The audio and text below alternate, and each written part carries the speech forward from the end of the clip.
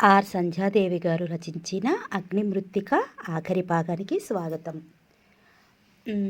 ఏం కవిత గారు, వాకింగ్ ఎందాక వచ్చింది? మా స్ట్రీట్లో ఇప్పుడే చూశాను నేను, 8 మంది చక్కగా కబుర్లు చెప్పుకుంటూ నడుచుకుంటూ వెళ్తున్నారు. సో మీకు కడుపు నిండా భోజనం పెడుతున్నాను నేను. మరి వెరైటీ భోజనాలు పెడుతున్నాను కదూ. మీరు ఎప్పటికప్పుడు కామెంట్స్ పెడుతున్నారు, చాలా థ్యాంక్స్ అండి. హేమలత గారు, మీరు అడిగిన నావల్లో మీరు పుట్టపర్తి సాయిబాబా డివోటీస్ అండి? మా ఫ్యామిలీ కూడా పుట్టపర్తి సాయి డివోటీస్ అండి. మీరు అడిగిన బుక్కు నాకు దొరకంగానే డెఫినెట్గా చదువుతాను. ఆ బుక్ నా దగ్గర ప్రస్తుతానికి లేదు, మా మదర్కి నేను చెప్పాను, దొరకంగానే నేను చదువుతాను. ప్రియా గారు ఏం చేస్తున్నారు? అయితే నన్ను తిట్టనంటారా? నన్ను తిట్టారండి. ఎప్పుడు తిట్టారో తెలుసా? ఎక్కువగా చదివేస్తే మరి అప్పుడు తిట్టారు, ఏ హెల్త్ సరిగా చూసుకో దివ్య అని. నాకు ఎలాగోలాగా తిట్లే దీవెనలని భావిస్తానమాట. అమ్మ లలిత, థ్యాంక్స్ నానా. లేట్గా వస్తాను కానీ, రావడం లేట్ అవుతుంది కానీ స్టార్టింగ్ ట్రబుల్, బద్దకస్తురాల్ని. ఒక్కసారి స్టార్ట్ చేశానామంటే నాన్ స్టాప్ ఎక్స్ప్రెస్సే కదా లలిత. రేవతి గారు, మీకోసమే ఫుల్ నావల్. ప్రభా గారు, నేను మిమ్మల్ని ఎందుకు మర్చిపోతాను? అస్సలు మర్చిపోయే ప్రసక్తే లేదు. ఎందుకంటే మీరు 1 లైనర్స్ పెడతారు, ఒకే దాంట్లో మొత్తం అంతా రాయరు, 4-5 కామెంట్స్ కింద రాస్తారు. అన్నిసార్లు ప్రభారెడ్డి గారు అని చదివితే ఎవరన్నా మర్చిపోతారో చెప్పండి? ప్రతిదానికి మీరు కామెంట్ పెడతారండి. మీరంటే నాకు చాలా ఇష్టం. వన్ ఆఫ్ యువర్ హాబీస్ దివ్యకి మెసేజ్ పెట్టడంగా మార్చుకోమని నేను మరీ రిక్వెస్ట్ చేస్తున్నాను. ఎందుకంటే మీ కామెంట్స్ అంటే నాకు చాలా ఇష్టం. మల్లికా అరసు గారు, చాలా థ్యాంక్స్ అండి. Keep putting messages for me. Thank you. ఇంకా మిగిలిన కొంతమంది సిస్టర్స్ని నెక్స్ట్ పార్ట్లో పలకరిస్తాను, ఓకేనా? కథలోకి వెళ్ళిపోదాం. ఆ రోజు వరలక్ష్మి దగ్గర నుండి ఉత్తరం వచ్చింది. తమ్ముడిని ఒకసారి బయలుదేరి రమ్మని పనుందంటూ ఉత్తరం చదివి అతను మర్నాడు బయలుదేరి వెళ్ళడానికి సిద్ధపడ్డాడు. ఆ రోజు సాయంత్రం అనంతకృష్ణ ఫ్రెండ్ని, అతని భార్యని వాళ్ళ ఇంటికి భోజనానికి పిలిచాడు. స్నేహితురాలు ఇద్దరూ డిన్నర్కి కావలసిన ఏర్పాట్లన్నీ చేశారు. భార్యాభర్తలిద్దరూ చిన్న పాపని తీసుకువచ్చారు. పాపని వాళ్ళు పప్పి అని పిలుస్తారు. అనులత, శ్యామిలి కూడా ఎత్తుకు ముద్దులాడారు. పాప చాలా అందంగా ఉంది. వచ్చిన వాళ్ళకి అనంత భార్యను, శ్యామిలిని పరిచయం చేశాడు. భోజనాలు అయ్యాయి. అందరూ సరదాగా కబుర్లు చెప్పుకుంటూ కూర్చున్నారు. వారి ఇంటికి కూడా రమ్మని ఆ దంపతులు వీళ్ళకి, శ్యామిలికి చెప్పారు. సరే అన్నారు. అనులత పాపను అసలు వదల్లేదు. ఎత్తుకు ముద్దులాడుతూ, పాప పేరు చెప్పారు కాదు అంది. పాప పేరు గాయత్రి అండి అంది ఆమె. పాపని ఎత్తుకు నిలబడి ఆమెను మళ్ళీ అడిగింది. ఏం పేరు అంటూ వినిపించిన ఆమె మళ్ళీ చెప్పింది. అనులతకు ప్రపంచమంతా గిర్రున బొంగరలా తిరిగిపోసాగింది. గాయత్రి, గాయత్రి, గాయత్రి. ఆ పేరు చెవుల్లో మారుమోగసాగింది. 1కి 10 కంఠస్వరాలు, 10కి 100 కంఠస్వరాలు, 100కి 1000, 1000కి 1,00,000, 1,00,000 కోట్ల కంఠస్వరాలు వినిపించసాగాయి. గాయత్రి పేరు. ఆ పేరు ఎవరిది? ఎవరిదో సరిగా గుర్తు రావటం లేదు. ఎవరిదో తనకు తెలుసు. ఎవరు ఆమె? ఆమె ఎవరు? బాధగా కళ్ళు గట్టిగా మూసుకుంది. వచ్చిన వాళ్ళు కానీ, భర్త కానీ, శ్యామిలి కానీ ఎవరూ ఆమె మనసులో బాధ గ్రహించుకోలేదు. ఆ రాత్రి అలా పడుకుంది. ఆమెలో హుషారు లేదు, సంతోషం లేదు, మాటలు కరువైపోయాయి. మూగదానిలా పడి ఉంది. భర్త శ్యామలికి వేరే విధంగా అనుకున్నారు. డిన్నర్ ఏర్పాట్లు అన్నీ కష్టపడి చేసింది. అలసటగా ఉండి అలా పడుకుంది అని. మర్నాడు అనంతకృష్ణ ఊరు వెళ్ళాడు, ఇద్దరిని జాగ్రత్తగా ఉండమని. మర్నాడు అనులత లేచి స్నానం చేసి బట్టలు మార్చుకున్నది కానీ ఆమె మగతలో ఉన్నట్టుగా ఉంది. ఏంటలా ఉన్నావు అడిగింది శ్యామలి. బదులుగా నవ్వి ఊరుకుంది ఆమె. ఏం సమాధానం ఇవ్వలేదు. ఏమని చెప్తుంది? ఏమవుతుందో తన మనసుకే తెలియటం లేదు. పచ్చని చేలు కళ్ళ ముందు కదులుతున్నాయి. పచ్చని తోటలు గుర్తుకు వచ్చాయి. చెట్లకు కట్టిన ఊయలలు, పిల్లల గోల, అల్లర్లు, నవ్వుతూ ఆటలు పాటలు గుర్తుకు వస్తున్నాయి. ఎవరి గాయత్రి? మనసును నులిమేస్తోంది. ఎవరి గాయత్రి? మనసును అల్లకల్లోలం చేస్తోంది. ఎవరి గాయత్రి? గుర్తు రావటం లేదు. ఎవరు? ఆమె మనసులో ప్రశ్న ఇంటిని మారుమోగిస్తోంది. గాయత్రి గుర్తుకు రాకపోవడంతో ఒళ్ళంతా చెమటలు పట్టేస్తూ శరీరం అంతా గాల్లో తేలిపోతున్నట్లుగా ఉంది. ఏదో బాధ గుండెల్లో సుడులు తిరుగుతోంది. జీవితం ఏమిటి? ఈ ఆలోచనలు ఏమిటి? ఈ సంసారం, ఈ ఇల్లు ఎవరిది? తను అసలు ఎవరు? శ్యామలి ఎవరు? శ్యామలికి తనకి ఏమిటి పరిచయం? అనంతకృష్ణ ఊరు వెళ్ళాడు. ఎందుకు వెళ్ళాడు? అతనంటే తనకిష్టం ఉందా? అతనితో తనకి పెళ్ళయిందా? తన మెడలో 3 ముళ్ళు వేశాడా? అవును కదూ, తనకతగాడు భర్త కదూ. అవుననుకుంటాను. అలా రకరకాలుగా ఆలోచిస్తోంది. అంతలో వీధి గుమ్మం వద్ద రిక్షా ఆగి ఎవరో దిగారు. రిక్షాలో ఒక ఆవిడ కూర్చుని ఉంది. ఇద్దరు భార్యాభర్తలు కాబోలు. పెట్టి ఉంది. ఏ ఊరు నుంచి వస్తున్నారో? ఎవరు కావాలండి? అడిగింది శ్యామలి. విశ్వనాథం గారి ఇల్లు ఇదేనా అమ్మా అన్నాడు అతను. కాదండి అని చెప్తుంది. డోర్ నెంబర్ ఇదేనమ్మా అంటున్నాడు అతను. అవునేమో కానీ నాకు తెలియదు, కానీ విశ్వనాథం గారు అనేవాళ్ళు ఇక్కడ ఎవరూ లేరండి అని చెప్పేసింది. వాళ్ళు ఆ ఇల్లు కోసం వెతుక్కోవడానికి వెళ్ళిపోయారు. ఆలోచిస్తున్న అనులత విశ్వనాథం గారి పేరు వినగానే త్రుళ్ళిపడింది. విశ్వనాథం గారు, విశ్వనాథం గారు, విశ్వనాథం గారు. ఆ పేరు 10 సార్లు, 100 సార్లు, 1000 సార్లు వినిపించసాగింది. మనసులో ఏవో ఆలోచనలు చెలరేగుతున్నాయి. ఆ రాత్రి ఆమెకు నిద్ర పట్టలేదు. ఆమె గుర్తుకు వచ్చింది పత్తిపాడు అనే గ్రామం. ఆ గ్రామానికి పెద్ద విశ్వనాథం గారు. ఆయన భార్య పార్వతమ్మ. విశ్వనాథం గారి గారాబాల చెల్లెలు గాయత్రి. అవును, గాయత్రి ఆయనకు చెల్లెలు. పిల్లలు లేని ఆ దంపతులు గాయత్రిని అల్లారు ముద్దుగా పెంచి పెద్ద చేశారు. ప్రత్తిపాడు గ్రామం, ప్రత్తిపాడు గ్రామం. ఇక్కడికి ఎంత దూరమో ఒకసారి వెళ్ళి వస్తే. అవును, వెళ్ళి విశ్వనాథం గారి దంపతులను చూసి వస్తే వాళ్ళిప్పుడు ఎలా ఉన్నారో, ఏం చేస్తున్నారో. ఆమె మనసు కకావికలమైపోయింది. గాయత్రి అందాల బొమ్మ, అప్సరస, ఆడే పాడే నవ్వుల బొమ్మ. అవును, గాయత్రి అంటే వాళ్ళకి ప్రాణం. క్షణం వదిలేవారు కాదు. ఆ గ్రామంలో అందరూ వింతగా విడ్డూరంగా చెప్పుకునేవారు గాయత్రిని ఎంత గారాబం చేస్తున్నారో అంటూ. అనులత అలా పడుకుని ఆలోచిస్తోంది. అనులతకు నిద్ర పట్టలేదు. ప్రత్తిపాడు గ్రామం వెళ్తే, విశ్వనాథం గారి దంపతులను చూసి వస్తే. వెంటనే మంచం మీద నుంచి లేచి కూర్చుంది. బీరువా దగ్గరికి వెళ్ళింది. తలుపు తీసి నోట్ల కట్టలు తీసి హ్యాండ్ బ్యాగ్లో పెట్టుకుంది. బీరువా వేస్తున్న చప్పుడు అవడంతో శ్యామలికి వెంటనే మెలకు వచ్చి చూస్తే అనులత తలుపు తీసుకుని వెళ్ళడానికి సిద్ధంగా ఉంది. అను అంటూ పిలిచింది. తల తిప్పి చూసింది ఏమిటన్నట్లు. ఎక్కడికి వెళుతున్నావు? ప్రత్తిపాడు గ్రామం అంది. ప్రత్తిపాడు గ్రామమా? అది ఎక్కడ ఉంది అడిగింది అయోమయంగా చూస్తూ.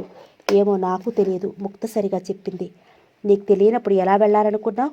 వెళ్ళాలని అనుకున్నాను. అక్కడ ఎవరున్నారు? విశ్వనాథం గారు, పార్వతమ్మ అంటూ చెప్పింది. వాళ్ళెవరు? ఆశ్చర్యంగా అడిగింది. అంతకుముందు అనులత వాళ్ళ గురించి ఎప్పుడూ చెప్పగా వినలేదు. గాయత్రి అన్నా వదినలు. గాయత్రి ఎవరు? మళ్ళీ ఆశ్చర్యంగా ప్రశ్నించింది. ఆమెకు అర్థం కావట్లేదు అనులత వైఖరి. తర్వాత చెబుతాను, వెళ్ళాలి తొందరగా అంటూ అడుగు ముందుకు వేసింది. వెంటనే ఆమె చెయ్యి పట్టుకుంది. నీకేమైనా మతిపోయిందా? వాడు గ్రామం ఏమిటి? విశ్వనాథం గారు, పార్వతమ్మ, గాయత్రులెవరు? నీకు బంధువులా లేక నీ భర్త తాలూకా వాళ్ళ? ఆమె మాట్లాడలేదు. మీ వారు వచ్చాక అడిగి ఆయన ఇష్టపడితే ఇద్దరూ వెళ్ళండి అంది. నేను ఇప్పుడే వెళ్ళాలి అంది మొండిగా. అను అంది కోపంగా. అవును, నేను ఇప్పుడే వెళ్ళాలి. వాళ్ళు ఎలా ఉన్నారో, ఏం చేస్తున్నారో అంటూ చేతుల్లో ముఖం దాచుకుని వెక్కి వెక్కి ఏడ్చింది. శ్యామలికి పతిపోయినట్లయింది. అను, ఏమిటిది? ఎందుకే ఏడుపు? ఎవరు వాళ్ళు? నీకు వాళ్ళు ఎప్పటి నుంచి తెలుసు? చాలా సంవత్సరాల నుండి తెలుసు. అను, అవును, నేను వెళ్ళాలి. నన్ను ఆపకు అంది వెళ్ళబోతూ. శ్యామలి కంగారు పడిపోయింది. ఈ రాత్రివేళ ప్రత్తిపాడు గ్రామం వెళ్తానంటుందేంటి అని భయపడిపోయింది. బలవంతంగా చేయి పట్టి ఆపేసి గది తలుపు తాళం వేసేసింది. శ్యామలి గట్టిగా అరిచింది. నన్ను వెళ్ళనిస్తావా లేదా? వెళ్ళనివ్వను. నా మీద నీ పెత్తనం ఏమిటి? మర్యాదగా తాళం తీ అంది కళ్ళెర చేస్తూ. నేను తీయను మొండిగా చెప్పింది ఏమాత్రం తొణక్కుండా. తీస్తావా తీయవా? తీయను తీయను. అనులత ఏడుస్తూ మంచం మీద కుప్పలా కూలిపోయింది. ఆమెను ఏమనలేక శ్యామలికి ఆశ్చర్యంగా భయంగా అనిపించింది. స్నేహితురాలి మతి చలించలేదు కదా. అనంత్ కూడా ఊళ్ళో లేడు. ఆమె భయపడిపోయింది. మర్నాడు అనులతకు కాపలా కాయలేకపోయింది. అనులత ఎలాగైనా ఆ ఇంట్లో నుంచి తప్పించుకుని వెళ్ళిపోవడానికి ప్రయత్నించసాగింది. ఆమె మనసు ఆగటం లేదు. 2 రోజుల్లో వచ్చేస్తాను, విశ్వనాథం గారిని, పార్వతమ్మని చూసి వచ్చేస్తాను అంటూ ప్రతిమాలింది. శ్యామలి వినలేదు. నన్ను వెళ్ళనిస్తావా లేదా? నన్ను వదిలిపెట్టు, నీకు పుణ్యం ఉంటుంది అంటూ స్నేహితురాన్ని ప్రతిమలాడింది. 2 రోజుల్లో వచ్చేస్తాను, నిజం, నా మాట నమ్ము. మీ ఆయన రాని. అతను ఇప్పుడు రాడు. అతని గురించి అలా మాట్లాడుతుంటే శ్యామలి ఆశ్చర్యపోయింది. శ్యామలి స్నానానికి వెళ్ళింది. ఆ సమయంలో అనులత ధైర్యం చేసి తాళం విరక్కొట్టడానికి చూసింది. ఎంతో ప్రయత్నం చేయగా తాళం విరక్కొట్టింది. అనులత ఊపిరి పీల్చుకుంది. వెంటనే శ్యామలి ఎక్కడ వచ్చి పట్టుకుంటుందోనని హ్యాండ్ బ్యాగ్ తీసుకుని వీధిలోకి వెళ్ళిపోయింది. తెలిసిన ట్యాక్సీ మాట్లాడుకుంది. ప్రత్తిపాడు గ్రామం ఎక్కడ ఉందో అక్కడికి తీసుకెళ్ళాలి అంటూ. ట్యాక్సీ అతను సరే అన్నాడు. ట్యాక్సీలో కూర్చుంది. వెంటనే కారు బయలుదేరింది. ఆమెలో ఆలోచనలు రకరకాలుగా తలెత్తాయి. విశ్వనాథం గారు ఇప్పుడు ఏం చేస్తూ ఉంటారు? పార్వతమ్మ తనని గుర్తుపడుతుందా? తను ఎవరిని చెప్పాలి? ఏం చెబుతుంది? ఆమెకు దుఃఖం వచ్చింది. కళ్ళ నీళ్లు ధారలు కట్టాయి. పెద్ద పెద్ద పట్టణాలకి వెళ్ళిపోవచ్చు కానీ చిన్న చిన్న పల్లెటూళ్ళు వెతుక్కుంటూ వెళ్ళటం చాలా కష్టం. అతి కష్టం మీద కారు ప్రత్తిపాడు గ్రామం సమీపించింది. ఆ గ్రామం దగ్గరగా వెళుతుంటే అనులత మనసు ఆనందంతో గంతులు వేసింది. అక్కడ ఓ చోట ఆమె దృష్టి పడింది. వెంటనే సీట్లో నిటారుగా అయింది. ఆమె కళ్ళు ఆనందంతో పెద్దవయ్యాయి. డ్రైవర్, కారాపు అంది. కారు ఆగగానే కారు డోర్ తీసుకుని దిగింది. అక్కడ తాను ఊహించినట్టు మర్రి చెట్టు లేదు. ఏమయ్యింది? చుట్టూ కొద్ది దూరం వరకు వెతికింది. లేదు. చెట్టు లేదు. దానికి కట్టిన ఉయ్యాల లేదు. అక్కడ ఎవరో ఒక అతను వెళ్ళిపోతుంటే అడిగింది, ఇక్కడ మర్రి చెట్టు ఉండాలి అంటూ. అతడికి ఏమీ అర్థం కాలేదు. మర్రి చెట్టా? ఇక్కడా? నాకు తెలియదే అన్నట్టు చూశాడు అయోమయంగా. ఎవరి బస్తీ అమ్మాయి ఇలా అడుగుతోంది అని తెలియదా? ఇక్కడ ఉండాలి అనుకుంది. మనసులో నిరాశ చోటు చేసుకుంది. కారులో కూర్చుంది. కారు మరికొంచెం దూరంగా వెళ్ళింది. మళ్ళీ కారు ఆపమని కారు దిగింది. అది ఓ తోట. తనకి బాగా గుర్తు. ఆ తోటలో ముందుకే ఒక పనస చెట్టు ఉండేది. ఇప్పుడు అక్కడ తోట లేదు, పనస చెట్టు లేదు. చుట్టూ కాంపౌండ్ కూడా కట్టేసి ఉంది. మధ్యలో ఇల్లు ఉంది. ఇప్పుడు తోట లేదు. నిరాశగా మళ్ళీ కారు ఎక్కింది. ఆ పల్లెటూరు చాలా మారిపోయింది. సవారీ బళ్ళు ఎక్కడా లేవు. కరెంటు వచ్చేసింది. ఎలక్ట్రిక్ పోల్స్ కనిపిస్తున్నాయి. స్ట్రీట్ లైట్స్ ఉన్నాయి. బస్సులు నడుస్తున్నాయి. ఆ ఊరు రోడ్డు మీద టీవీఎస్లు, లోనాలు ఎక్కువ కనిపిస్తున్నాయి. పాల బిందులు వాటికి కట్టుకుని రయ్యమని వెళ్ళిపోతున్నారు. కొందరైతే గడ్డి మోపులు, చెరుకు గడ్డలు అలాంటివి కూడా కట్టుకుని వెళుతున్నారు. ఎంత మారిపోయింది అనుకుంది. అంతకుముందు ఆవుల మందలు, గేదెల మందలు ఎక్కువ కనిపించేవి. ఇప్పుడు అలా అంత ఎక్కువ కనిపించడం లేదు. పంచికట్టు కట్టుకుని పైన తుఫాలు లేక గుడ్డతో కుట్టించిన బనీన్లు వేసుకున్న వాళ్ళు అసలు కనిపించడం లేదు. ప్యాంటు షర్టు లేదా నిక్కరు షర్టు వేసుకున్న వాళ్ళే. ఆడవాళ్లలో కూడా ఫ్యాషన్లు వచ్చేసాయి. నడకలో, మాటల్లో పొందిక వచ్చాయి. కారు రాగానే అంతకుముందు ఆడ, మగ, పిల్ల, చెల్ల అంతా విరగబడి చూసేవారు. ఇప్పుడు ఎవరూ కారు చూసి పట్టించుకోవట్లేదు. చూసి ఊరుకుంటున్నారు. పల్లెటూళ్ళలో ఉన్నవాళ్ళు పట్టణాలు వెళ్ళి చదువులు చదివేస్తున్నారు. షోకులు ఎక్కువైపోయాయి. కారుల్లో తిరుగుతున్నారు. స్కూటర్లు కొనుక్కొని భార్యాభర్తలు స్కూటర్ల మీద పట్నం వెళ్ళొస్తున్నారు. చాలా మార్పు వచ్చేసింది ఆ పల్లెటూళ్ళలో. కారు ఊళ్ళోకి వెళ్ళింది. గుర్తు తెచ్చుకుంటూ అలా చెప్పింది. కారు విశ్వనాథం గారి ఇంటి ముందు ఆగింది. ఒక్క క్షణం అలా చూసింది. ఆ ఊళ్ళో అన్ని ఇల్లుల కంటే ఆ ఇల్లు ఎంతో బాగుండేది. పెద్ద మేడ, ఎత్తైన అరుగులు, చుట్టూ ఖాళీ స్థలం, వెనకవైపు తులసి కోట, ఆ వెనకవైపు పెద్ద పశువుల పాక, ఆ తర్వాత మరో పాక. ఏవైనా కథాకార్యాలైతే ఆ పాకలో వంటలు చేసేవారు. ఇప్పుడు పాకలు లేవు. మేడ కూలిపోతూ ఉంది. ఇటుకలు పొడుల్లా రాలిపోతూ పెచ్చులు ఊడిపోతూ ఉంది. అరుగులు, పెచ్చులు ఊడిపోతూ ఉన్నాయి. తులసి కోట ఉన్నా తులసి మొక్క లేదు. గేటు విరిగిపోయి ఉంది. లోపలన్నీ పిచ్చి మొక్కలు మురిచిపోయి ఉన్నాయి. మేడ సగం భాగం పడిపోయి ఆ గోడల మీద కూడా మొక్కలు వచ్చేసి ఉన్నాయి. ఆ చుట్టుపక్కల ఆ ఊళ్ళో ఇల్లులు పూరి గుడిసెలు, పెంకుటిల్లులు ఉండేవి. అవి ఇప్పుడు మేడలుగాను, పెంకుటిల్లుగాను మారాయి. ఆనాటి అందమైన కళకళలాడే మేడ ఇప్పుడు ఆ ఊళ్ళో ఇల్లులన్నిటికన్నా పాతగా, కూలిపోతూ అసహ్యంగా పేదరికంలో ఉన్నట్లుగా ఉంది. ఆమెకు దుఃఖం పొంగి రాసాగింది. ఎలా ఉండే ఇల్లు ఎలా అయింది? ఇంట్లో ఎవరైనా ఉన్నారా లేదా? మనుషులు ఉండగలుగుతున్నారా? ఆ వెళ్ళిపోతున్న వాళ్ళని అడిగింది అనుమానం తీరక. విశ్వనాథం గారి ఇల్లు ఇదేనా? అవునని చెప్పారు. వాళ్ళు ఉన్నారా అడిగింది. లోపల ఉన్నారు అంటూ చెప్పటంతో ఆతృతగా లోపలికి వెళ్ళింది. చావిడి అంతా ఎలాగో ఉంది. ధూళి దుమ్ముతో కుర్చీలు, బల్లలు విరిగిపోయి ఒక పక్కగా కుప్పలా పడి ఉన్నాయి. లోపలికి వెళ్ళింది. అక్కడ ఉయ్యాల బల్ల ఉండాలి. ఇప్పుడు అది లేదు. అక్కడ బోసిపోతూ ఉంది. ఎంత కలకలలాడిపోతూ ఉండే ఇల్లు ఇప్పుడు ఇలా శ్మశానంలా మారింది. మనుషులు ఎవరైనా ఉండగలరా ఈ ఇంట్లో? ఎంత మార్పు వచ్చింది! విశ్వనాథం గారు, పార్వతమ్మ ఎంత మంచివాళ్ళు. లోపలికి వెళ్ళింది. తల బాగా నెరిసిపోయి ముక్కు బుట్టలా ఉండి ముఖానికి పసుపు రాసుకుని నుదుట ఎంత పెద్ద బొట్టు పెట్టుకుని ఉన్న ఓ ఆవిడ కనిపించింది. ఆవిడికి ఓపిక అనేది లేదు. లేని శక్తి కూడా తీసుకుని ఒక్కో అడుగు వేస్తోంది. అనులతని చూస్తూనే ఆశ్చర్యంగా, ఎవరమ్మా నువ్వు? అడిగింది దగ్గరగా వస్తూ. విశ్వనాథం గారి ఇల్లు ఇదేనా అండి? అవునమ్మా. పార్వతమ్మ గారు అంటే అంటూ ఆపేసింది. నేనేనమ్మా. మీరా? ఆశ్చర్యంగా చూసింది. కళ్ళనీళ్లు గిరగిరా తిరిగిపోసాగాయి. విశ్వనాథం గారు ఉన్నారా? ఉన్నారమ్మా. మంచం మీద పడుకుని ఉన్నారు. ఒంట్లో అసలు బాగుండటం లేదు అంది ఆవిడ. నేను మిమ్మల్ని చూడటానికి వచ్చానండి అంది వస్తున్న దుఃఖాన్ని మింగుకోవడానికి ప్రయత్నిస్తూ. మమ్మల్నా? ఎవరమ్మా నువ్వు? నీ పేరు? నేను చూస్తుంటే ఈ ఊరి అమ్మాయిలా లేవు. పట్నంలో పుట్టి పెరిగిన గొప్పింటి అమ్మాయిలా ఉన్నావు అంది ఆవిడ ఆశ్చర్యంగా. అవునండి, నేను పట్నం నుండే వచ్చాను అంది దుఃఖంతో. మాట రావటం లేదు అనులతకు. అక్కడే అతన్ని పట్టుకుని బోరున ఏడవాలనిపిస్తోంది. ఆవిడని పట్టుకుని బోరున ఏడవాలనిపిస్తోంది. పార్వతమ్మ చేతులకి మట్టి గాజులు, మెడలో పసుపు తాడు ఉంది. బంగారం అనేదే లేదు. మనిషి పేదరికంలో ఉన్నట్టు వెతక చీర కట్టుకుని ఉంది. తన ఇంట్లో అడుగు పెట్టేసరికి ఏదో పని చేసుకుంటోంది. అంత ముసలి వయసులో ఆవిడ పని చేసుకుంటోంది. గుండెల్లో బాధ ఉవ్వెత్తున లేచి పడసాగింది. ఆవిడ రామ్మ అంటూ గదిలోకి తీసుకువెళ్ళింది. పార్వతి, ఎవరొచ్చారు అంటున్నారు విశ్వనాథం గారు మంచం మీద పడుకుని. ఎవరోనండి, పట్నం నుండి ఓ అమ్మాయి వచ్చింది మనల్ని వెతుక్కుంటూ అంటూ చెప్పింది. మనల్ని వెతుక్కుంటూనా? ఎవరు అన్నారు ఆయన. అనులత ఒక్క క్షణం అలా చూసింది. చిక్కిపోయిన ఎముకల గూడులా మంచం మీద పడి ఉన్నారు. కట్టుకున్న పంచె నల్లగా మాసిపోయి ఉంది. తల బాగా నెరిసిపోయి ముగ్గుబుట్టలా ఉంది. కనుబొమ్మలు నెరిసిపోయాయి. కనురెప్ప వెంట్రుకలు నెరిసిపోయాయి. నుదుటికి చెయ్యి అడ్డుగా పెట్టి ఎవరు అన్నట్లు చూడసాగారు. అనులతకు దుఃఖం ఆగలేదు. కన్నీరు ధారలు కట్టి బుగ్గల మీదకు జారసాగాయి. విశ్వనాథం గారు ఆ రోజులలో ఎలా ఉండేవారు? చెయ్యెత్తు మనిషి, బుగ్గ మీసాలు, కళ్ళు ఎర్రగా అగ్నిగోళంలో ఉండేవి. చూసే వాళ్లకు భయం కలిగేలా. పంచే లాల్చి పైన కండువ. మనిషి గంభీరంగా హుందాగా ఉండేవారు. ఆయన వీధి గుమ్మంలో నిలబెడితే మనుషులు అందరూ చెల్లాచెదురు అయిపోయినట్లుగా దూరంగా తొలగిపోయేవారు.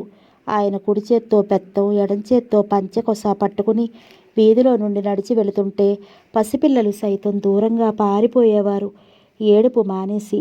ఆయన చేతివేళ్లు బ్రొటనవేళ్ళకి తప్పించి 8 ఉంగరాలు ఉండేవి దగదగా మెరిసిపోతూ. అనులత దుఃఖం ఆపుకుంటూ, ఏమండి ఎలా ఉన్నారు అంది ఆయన 2 చేతులు పుచ్చుకుని గట్టిగా పట్టుకుంటూ. ఇలా ఉన్నానమ్మా. ఎవరమ్మా నువ్వు అన్నారు కుతూహలంగా చూస్తూ. ఆమె ఏమని చెబుతుంది? ఏం చెబితే వాళ్ళు నమ్ముతారు? ఇన్ని రోజుల తర్వాత వచ్చింది. ఇన్ని రోజులు ఆ దంపతులను గుర్తుకు తెచ్చుకోలేదు. ఎంత పాపిష్టిదాన్ని అనుకుంటూ జరిగినది గుర్తు తెచ్చుకోసాగింది. విశ్వనాథం అప్పుడే భూములు చూడటానికి వెళ్ళాడు. పార్వతికి భర్త బయటకు వెళ్ళటంతో ఆమెకి కాస్త తీరిక చిక్కినట్టు అయింది. భర్త ఇంటి దగ్గర ఉన్నంతసేపు ఎవరో ఒకరు ఆ ఇంటికి వచ్చిపోతుంటారు. అది చిన్న గ్రామం. ఆ గ్రామ పెద్ద విశ్వనాథం. తండ్రి చనిపోవటంతో అప్పటి నుండి ఆ గ్రామ మంచి చెడ్డలు అతనే చూస్తున్నాడు. ఆ గ్రామంలో గుడిలో పూజలు చేయించడం దగ్గర నుండి ఆ గ్రామంలో ఎవరికి ఏ కష్టం వచ్చినా అతనిదే ఆ కష్టం అన్నట్టు భావించి వాళ్లకు తోచిన సాయం చేస్తూ ఉంటాడు. విశ్వనాథంకి 200 ఎకరాల భూములు, తోటలు ఉన్నాయి. ఆ గ్రామంలో అతని జమీందారులా చూస్తారు. అందరూ అతన్ని దొర అని పిలుస్తారు. అతని భార్య పార్వతి అంటే ఆ ఊళ్ళో అందరికీ గౌరవమే. ఏ కష్టం సుఖం వచ్చినా ఆమెకే చెప్పుకుంటారు. పార్వతి పెళ్ళి అయ్యి అత్తవారింట అడుగు పెట్టింది. అత్తగారు అంతకుముందు చనిపోయింది. మామగారు ఉన్నారు. విశ్వనాథం తర్వాత చాలా రోజులకి కూతురు పుట్టింది. ఆ అమ్మాయి అంటే తల్లిదండ్రులకే కాదు, విశ్వనాథానికి ప్రాణమే. అమ్మాయి పేరు గాయత్రి అని పిలుచుకుంటూ ఎంతో గారాబంగా చూడసాగారు. గాయత్రికి 5 సంవత్సరాల వయసు అప్పుడు తల్లి చనిపోయింది.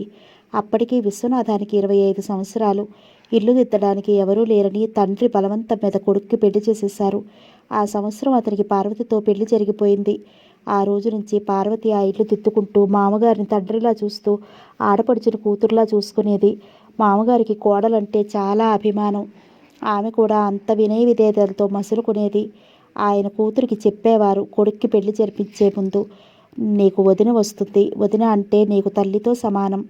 వదిన ఎంత అంటే అంత, ఆమె మాట వినాలి అంటూ. ఆమెకేమీ తెలియకపోయినా తల ఊపేది అలాగే అంటూ. పార్వతితో ఆయన చెప్పారు. ఇంటి తాళాలు ఇస్తూ తాళాలతో పాటు కూతురు చేయి కూడా కోడలి చేతిలో పెట్టారు. అమ్మా పార్వతి, గాయత్రి నీకు ఆడపడుచు అయినా ఆమె నీ బిడ్డ అని అనుకో. ఈ రోజు నుంచి ఇంటి బాధ్యతలే కాదు, ఈ బిడ్డ బాధ్యతలు కూడా నీవి అన్నారు గాయత్రి బాధ్యత ఆయన కోడలికి అప్పగిస్తూ. అలా అంటున్నప్పుడు ఆయన కళ్ళల్లో నీళ్లు తిరిగాయి. పార్వతి గాయత్రిని దగ్గరగా తీసుకుంటూ, మామయ్య గారు, గాయత్రి ఈ రోజు నుండి నా బిడ్డ, మీరు నిశ్చింతగా ఉండండి అంది. ఆయనకు మాట ఇస్తున్నట్లుగా.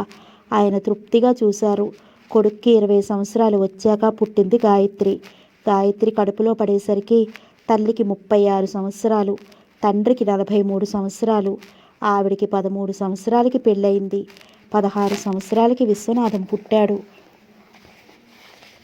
చిన్న వయసులో పెళ్లి కావటం, వెంటనే కొడుకు పుట్టటం, ఆ తర్వాత పిల్లలు లేకపోవటం, ఆ తర్వాత 20 సంవత్సరాల తర్వాత గాయత్రి పుట్టటం. ఆవిడ ఆరోగ్యం దెబ్బతింది. అలా 5 సంవత్సరాలు ఉంది. ఆవిడకి కూతురు అంటే అపురూపం.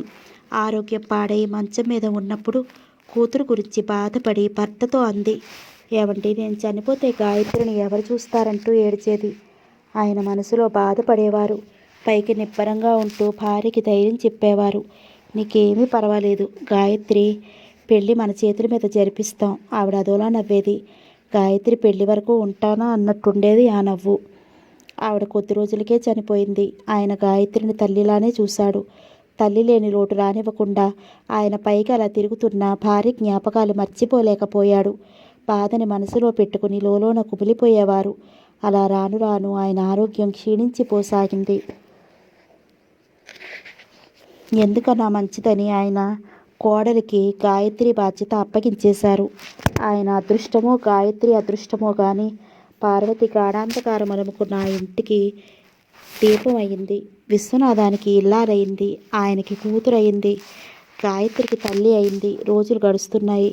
పార్వతి వాళ్ళ పుట్టింటి వాళ్ళు తీసుకువెళ్ళడానికి వచ్చినా వెళ్లకుండా, నేను వస్తే ఈ ఇల్లు ఎలా, మా మామగారిని ఎవరు చూస్తారు, ఆయనకు టైంకి మందులు ఇవ్వాలి, మా ఆడపడుచు చిన్నది, ఆ అమ్మాయికి నేను కనిపించకపోతే క్షణం ఉండదు, ఆడదిక్కే లేని ఈ ఇంటిని ఎవరు చూస్తారు, నేను వచ్చేస్తే ఎలా అనేది. భర్త పార్వతిని వెళ్ళలేదే అని అడిగితే, చాలండి నేను వెడితే ఈ ఇల్లు ఎలా అనేది.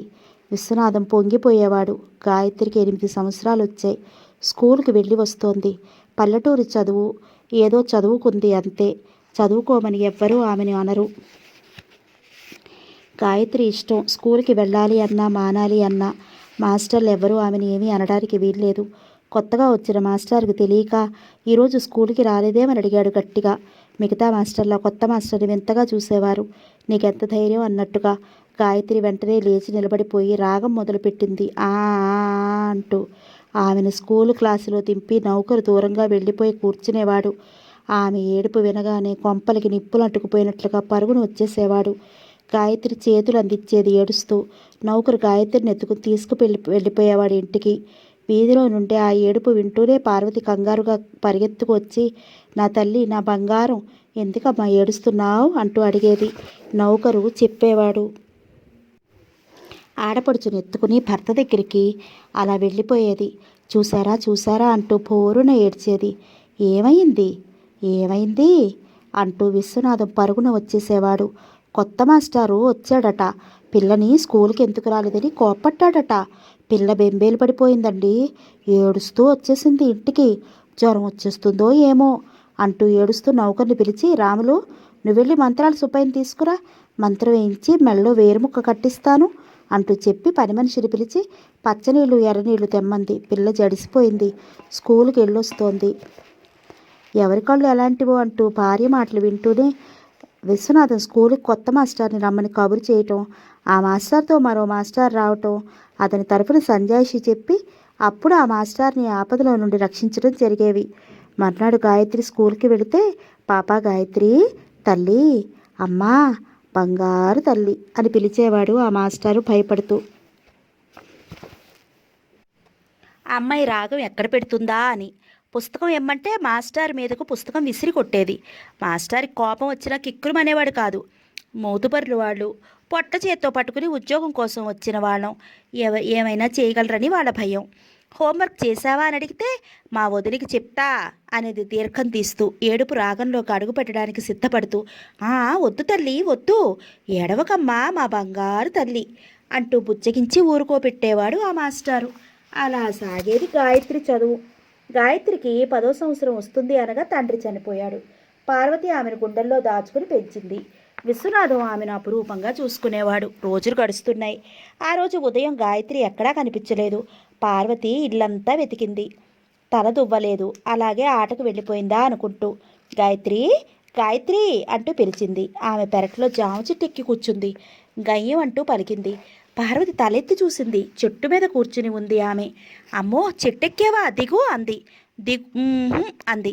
దిగవు, పురుగు పుట్ర ఉంటాయి, దిగు తల్లి, మా అమ్మవు కదూ అని బ్రతిమాలసాగింది. నీకు మంచి తాయిరం పెడతాగా ఊరించింది. ఏమిటి కుతూహలంగా అడిగింది. నువ్వు దిగిరా నేను చెప్తా. గాయత్రి మెల్లగా దిగొచ్చింది. ఆడపడుచుని ముద్దులతో ముంచేసింది. తీసుకువెళ్ళి నేతి మిఠాయి పెట్టింది. గాయత్రి సంబరంగా తీసుకుని తింది. అందరూ ఆ వదిన మరదల్ని వింతగా చూసేవారు. పార్వతి నిజంగా దేవతే అనుకునేవారు. ఆ రోజు గాయత్రికి ఓ కొంటె ఆలోచన కలిగింది. వదిలిగారిని ఏడిపించాలని స్నేహితురాలితో కుసకుసలాడింది.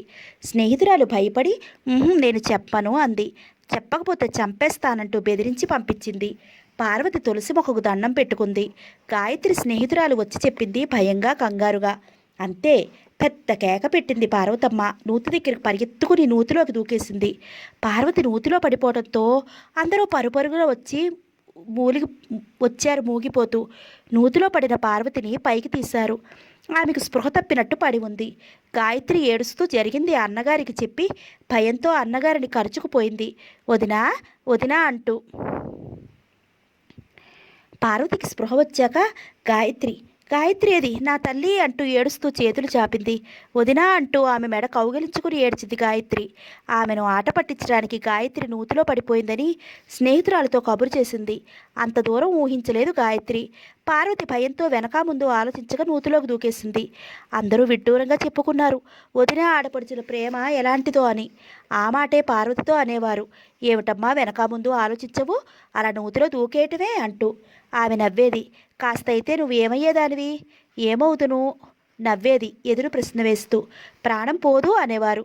మా గాయత్రి ప్రాణం కంటే గొప్పదా నా ప్రాణం అనేది తేలిగ్గా. గాయత్రి చాలా అదృష్టవంతురాలు, తల్లి కంటే మిన్నగా చూసే వదిన దొరికింది అని. పార్వతి మాట్లాడేది కాదు. ఆ రాత్రి గాయత్రి త్వరగా పడుకోలేదు. పార్వతి దగ్గర పడుకుంది. పక్క గదిలో విశ్వనాథం పడుకుంటాడు. విశ్వనాథం భార్యను పిలిచాడు. ఆమె వెళ్ళలేదు. గాయత్రిని నిద్రపుచ్చుతుంది ఆమె కోరిన కథలు చెబుతూ. గాయత్రి చాలాసేపటికి కానీ పడుకోలేదు. భర్త పిలుపు విని మెల్లగా గదిలోకి వెళ్ళింది. విశ్వనాథం భార్యను మంచం మీదకు లాగాడు. పార్వతి చిరుకోపంతో చూసింది. అబ్బా, గాయత్రి ఒక్కతే పడుకుంది, లేస్తే భయపడుతుంది, పర్వాలేదు తెల్లవారే వరకు లేవదు అన్నాడు. అయ్యయ్యో అంది భర్త చేతుల్లో నుంచి తప్పించుకోలేకపోతూ. కొద్ది నిమిషాలు గడిచాయి. వదినా వదినా అన్న పిలుపు వినిపించింది. అంతే, పార్వతి చాలా కంగారు పడిపోయింది. భర్తను దూరంగా నెట్టేసింది. చీర సత్తుకుంటూ మంచం దిగి ఒక్క పరుగులో గాయత్రి ఉన్న గది మంచం వద్దకు వెళ్ళింది. ఆమె పక్కలో పడుకుంటూ ఏమ్మా ఏం కావాలి అంది. ఎక్కడికి వెళ్ళావు అడిగింది. మంచినీళ్ళు తాగొచ్చాను అంది తడబడుతూ. ఆహా అంటూ వదిన మెడ చుట్టూ చేయి వేసి మీద కాలేసి పట్టుకుని పడుకుంది అమాయకంగా. పార్వతి నవ్వుకుంటూ ప్రేమగా ఆమె తల నిమిరి ముద్దు పెట్టుకుని దగ్గరగా తీసుకుని పడుకుంది.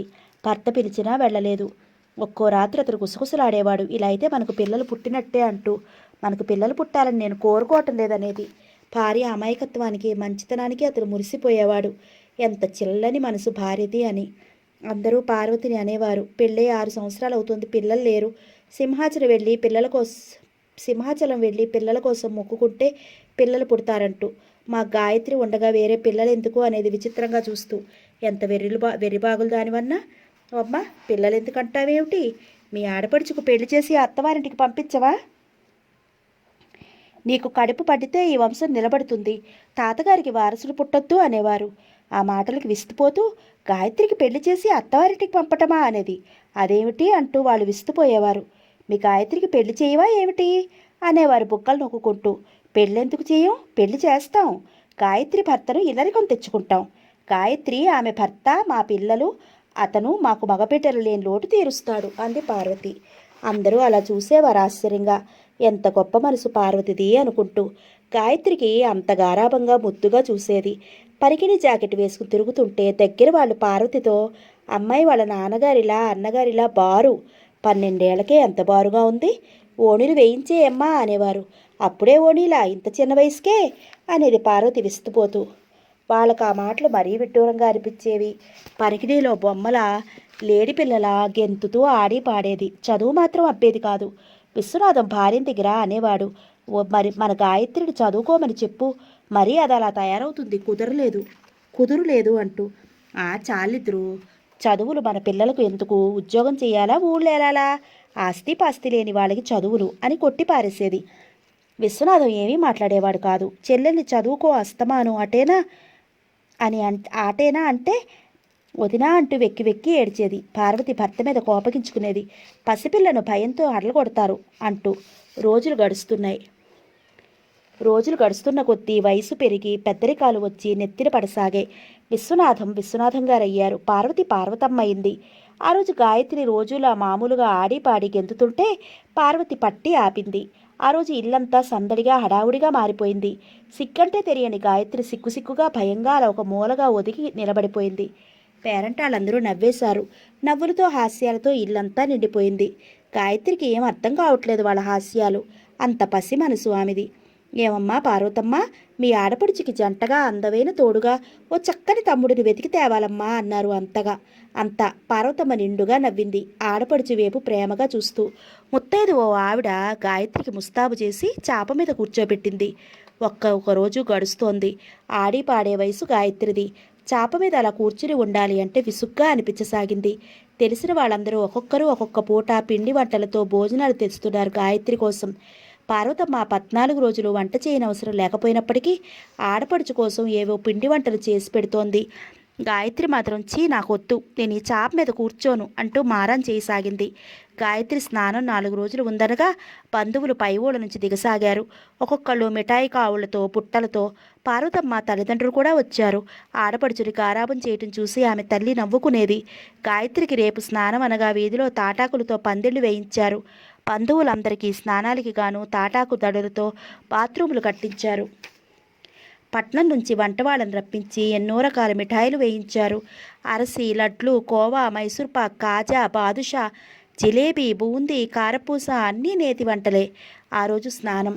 ఊళ్ళో ఆడవాళ్ళు సవారీ బళ్లకు తెరలు కట్టుకుని రాసాగారు. పెరటి త్రోవకుండా వెళ్ళేవారు, మగవారి ఎదుట పడకుండా.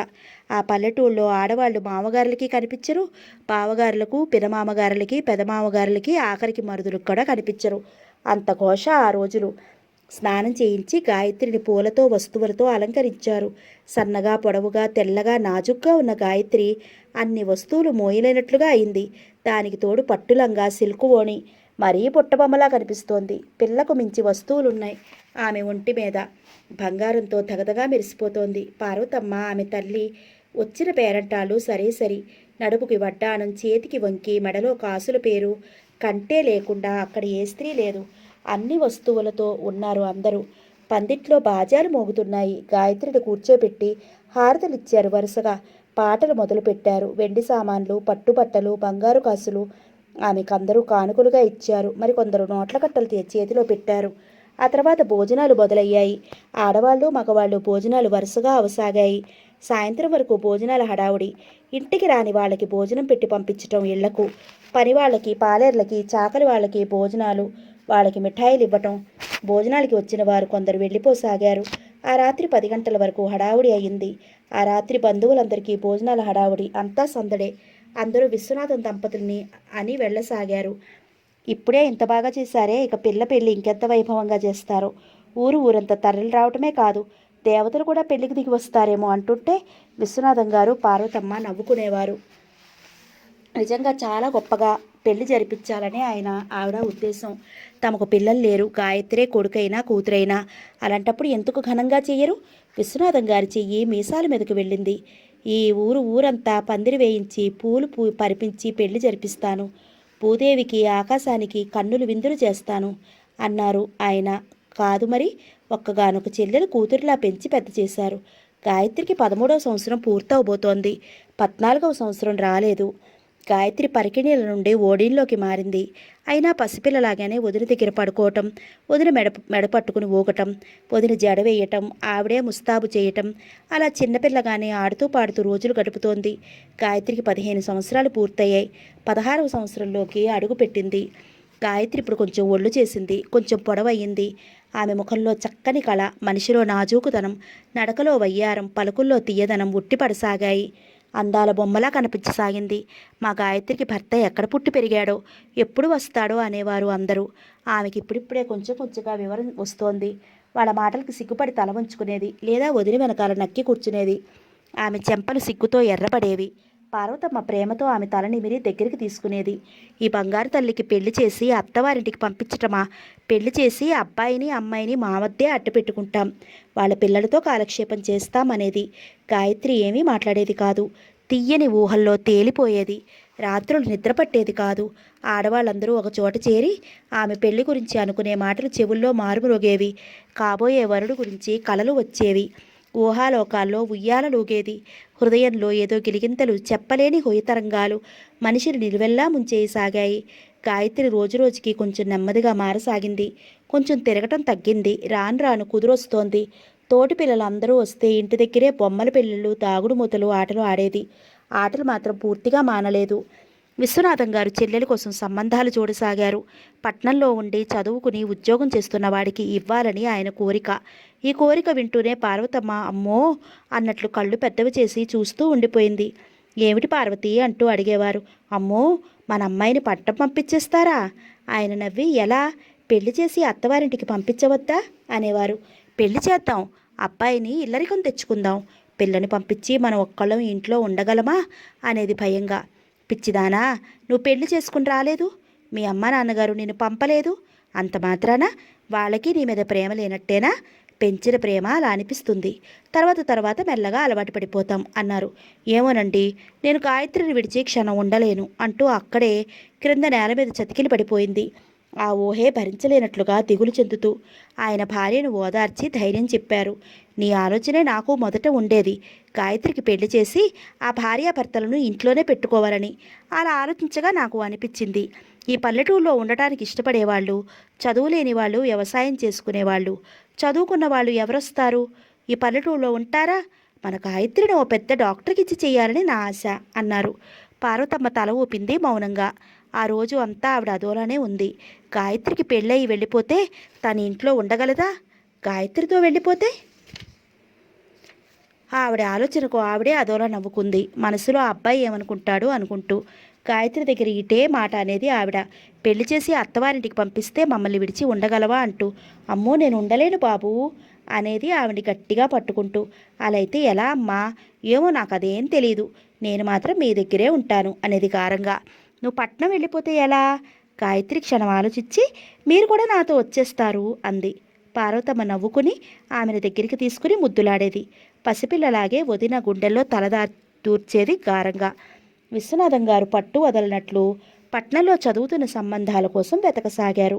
ఆయనకు ఎవరో చెప్పగా తెలిసింది, ఏదో ఊళ్ళో డాక్టర్ చదువుతున్నాడు, అబ్బాయి చాలా బాగుంటాడు, ఒక్కడే కొడుకు, వాళ్లకు లక్షల ఆస్తి ఉంది, తండ్రి తహసీల్దార్గా పనిచేస్తున్నాడు, వాళ్ళు అందరూ చదువుకున్న వాళ్ళు అని. ఈ సంబంధం ఎలా అయినా మాట్లాడుకురమ్మని మధ్యవర్తికి డబ్బులు ఇచ్చి పంపించారు. ఇంటికి వచ్చి సంబరంగా ఈ విషయం భార్యకి చెప్పారు. ఆవిడ మురిసిపోయింది. ఆడపడుచుకి అప్పుడే ఆ సంబంధం ఖాయమైపోయినట్లు, పెళ్లి జరిగిపోయినట్లు. ఈ విషయం ఇరుగు పొరుగు అందరికీ తెలిసింది. అందరూ పెళ్లివాళ్ళ రాక కోసం ఎదురు చూడసాగారు. గాయత్రి సిగ్గుల మొగ్గ అయింది. మధ్యవర్తి వచ్చి కబురు చెప్పాడు.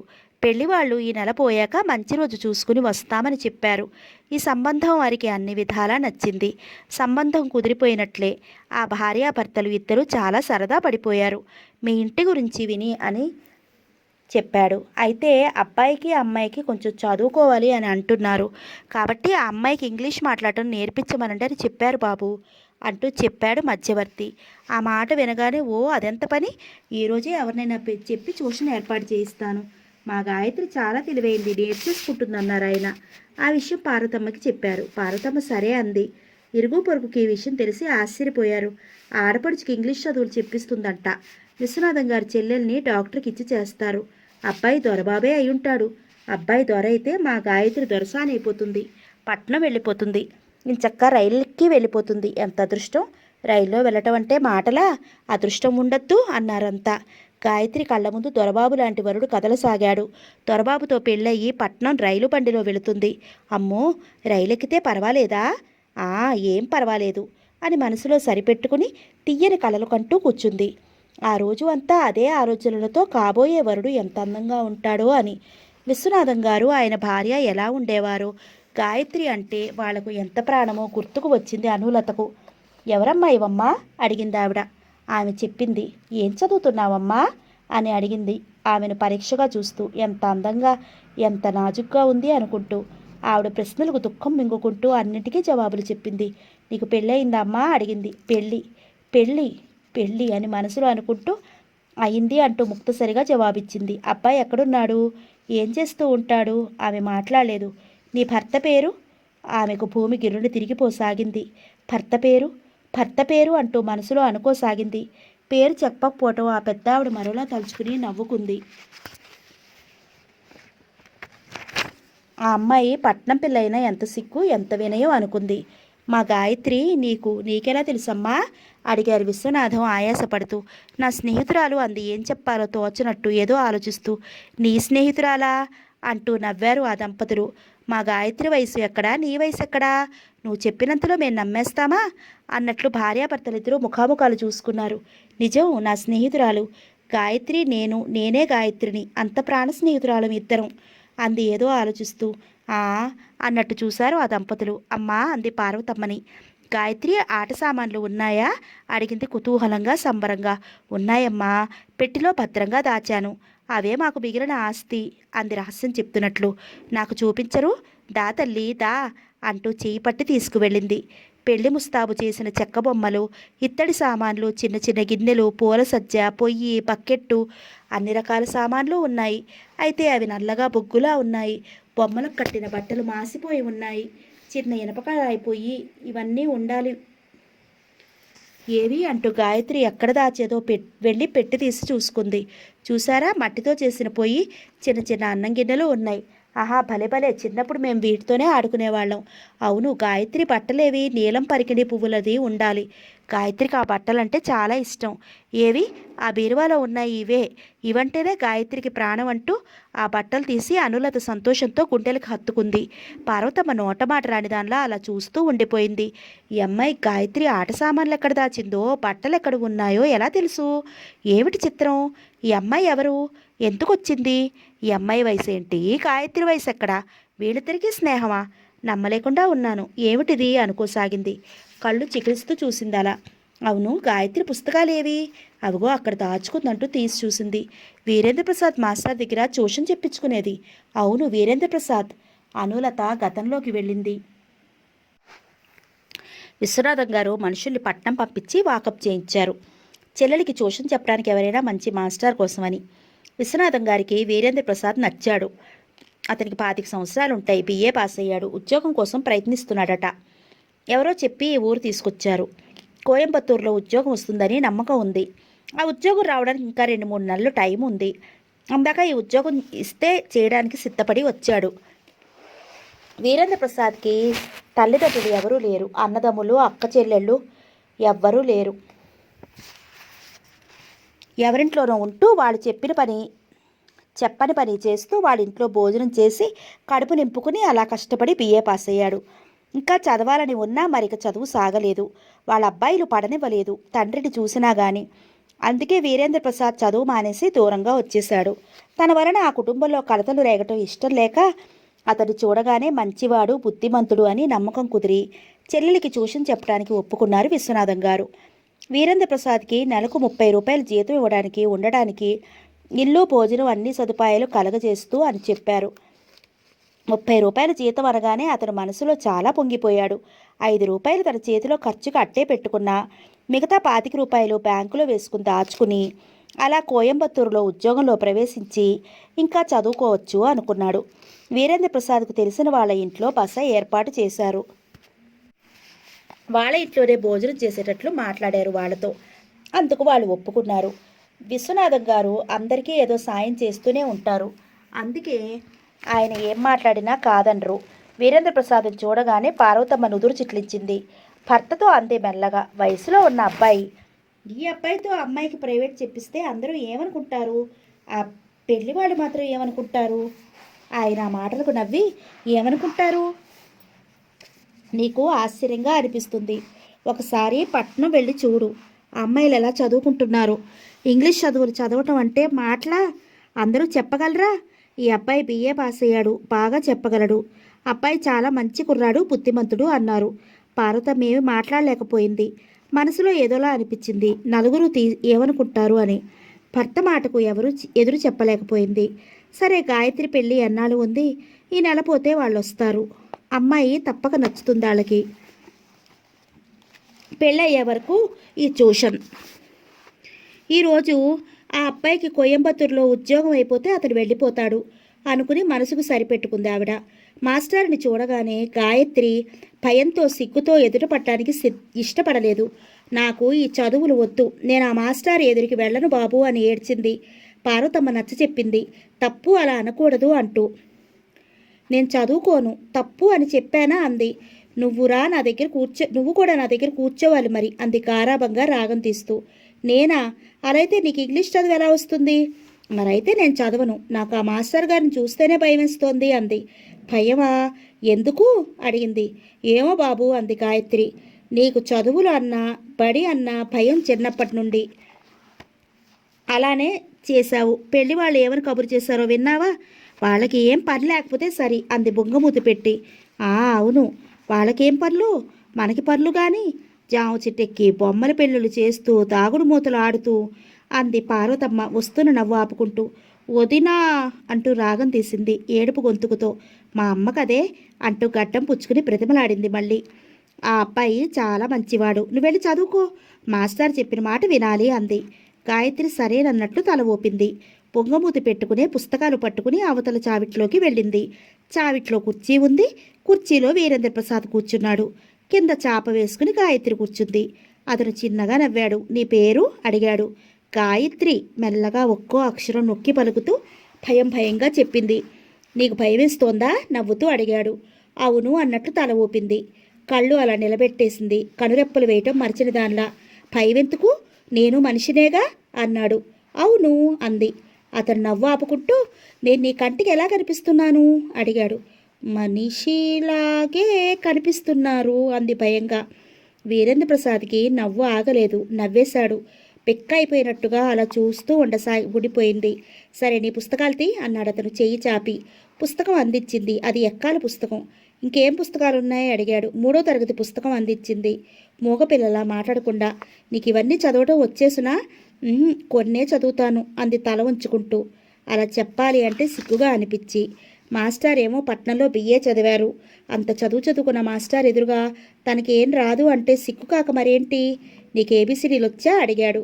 రావు అంది మెల్లగా. అయితే నీకేమొచ్చు? నాకు దాగుడు మూతలాడటం వచ్చు, బొమ్మల పెళ్ళిళ్ళు చేయటం వచ్చు, మళ్ళా అంటూ ఆలోచించి చింతగింజలు ఆడటం, పెత్తాటలాడటం, పువ్వాలాటలాడటం వచ్చు అంది మెల్లగా. ఆ మాటలు వింటూనే అతను నవ్వేశాడు. అదే మరో చోట అయితే అతను ఇంకా నవ్వేవాడు. అక్కడ వాడింట్లో నవ్వటం బాగుండదని నవ్వు చాలా మటుకు ఆపుకున్నాడు. పల్లెటూరు పిల్లలు ఎంత అమాయకంగా ఉంటారో అప్పుడు అర్థమైంది. ఒక క్షణం అలా చూశాడు. బంగారు బొమ్మలా చాలా అందంగా ఉంది. పెద్ద పెద్ద కళ్ళు, ఆ కళ్ళకు కాటుక, బిగించి వేసుకున్న జడ, ఆ జడకో రిప్పను, మెడ నిండా వస్తువులు, చేతులకి బంగారు గాజులు నిండుగా వేసుకుంది. ఇంత అందంగా ఇంత అమాయకంగా ఉన్న అమ్మాయి పైన అతనికి ఏదో తెలియని ఓ ప్రత్యేక అభిమానం ఏర్పడింది. నవ్వుతూ అన్నాడు, నేను నేర్పిస్తాను, మరి నువ్వు బుద్ధిగా చదువుకోవాలి. అలా చదువుకుంటే నీకు ఇంగ్లీష్ చకచకా మాట్లాడటం వచ్చేస్తుంది. ఆ మాటలు వింటూనే ఆమె కడురెప్పలు రెపరెపలాడాయి. మాస్టారు అంది మెల్లగా. ఏమిటి అన్నట్లు చూశాడు. నాకు నిజంగా ఇంగ్లీష్ చదువులు వచ్చేస్తాయా? తప్పకుండా వచ్చేస్తాయి. మరి మాస్టారు? ఏమిటి నీ సందేహం అన్నట్టు చూశాడు. మీరు ఇంగ్లీష్ చదువులు ఏ మాస్టర్ దగ్గర నేర్చుకున్నారు? కాలేజీలో అన్నాడు. కాలేజీయా? పేరు కొత్తగా ఉంది. ఆ మాస్టర్ పేరు కాలేజీయా అంది ఆశ్చర్యంగా. అతడు జాలిగా చూశాడు. ఆ పల్లెటూరి అమ్మాయిలు ఇంత అమాయకమా అనుకుంటూ.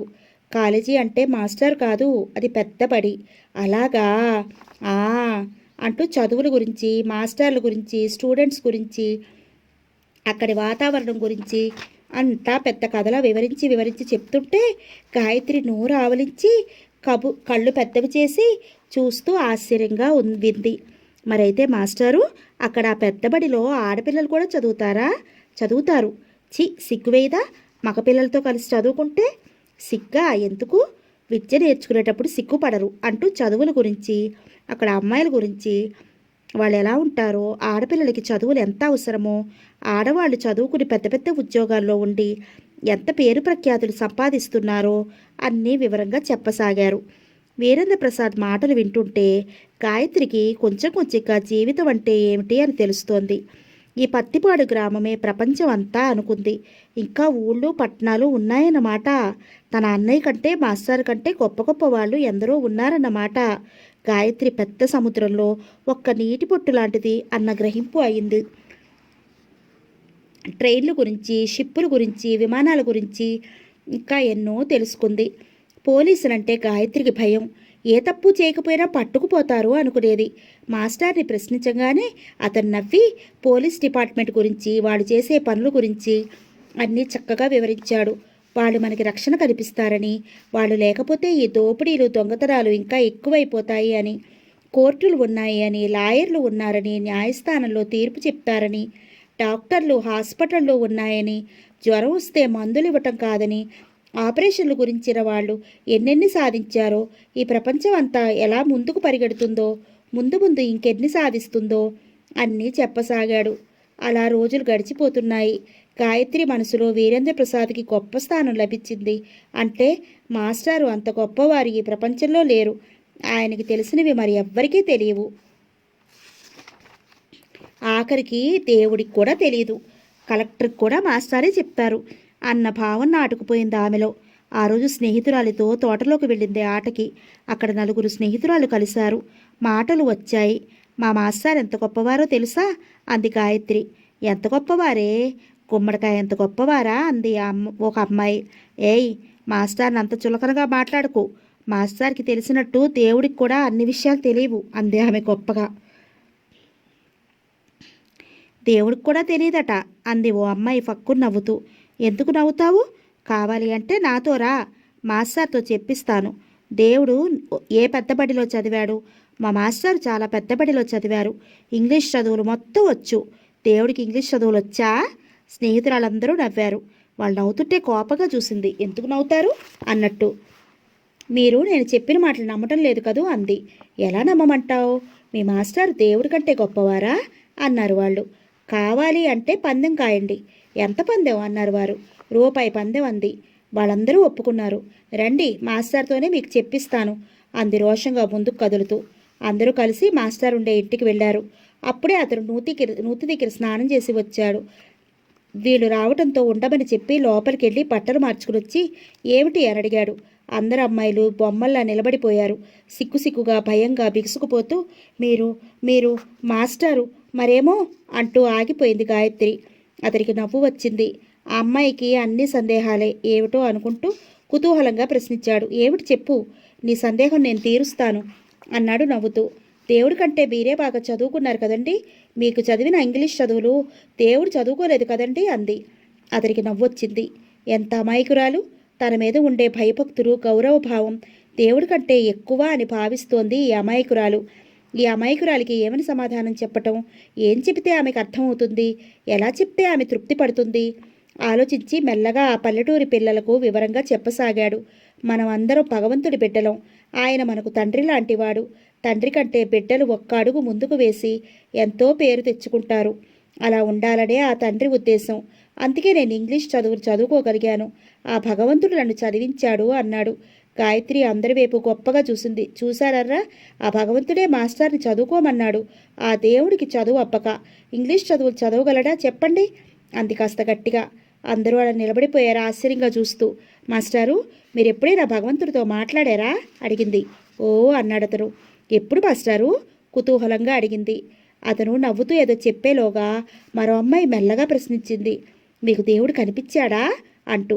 కనిపించాడు, ఎప్పుడూ కళ్ళ ముందే ఉంటాడు అంటూ ఇంకా ఏదో చెప్పబోతుంటే, చూసావా మా మాస్టర్ ఎంత గొప్పవారో, దేవుడు కూడా కనిపిస్తాడు అంది గాయత్రి ఎంతో గొప్పగా. అతడు నవ్వుతూనే, భగవంతుడు మంచి వాళ్ళందరి గుండెల్లోనూ ఉంటారు, ప్రతి మనిషిని ప్రేమిస్తాడన్నాడు. అమ్మాయిలందరూ ఆశ్చర్యంగా ఉండిపోయారు. వాళ్ళకి మాస్టర్ అంటే గట్టి నమ్మకం వచ్చింది. చాలా గొప్పవారు అన్న భావన. అందరూ మాస్టర్ని పరీక్షగా చూశారు. తెల్లగా అంత పొడవుగా లేకపోయినా అంత పొట్టి మాత్రం కాదు. 25 వయసు ఉంటుంది. ఉంగరాల జుట్టు.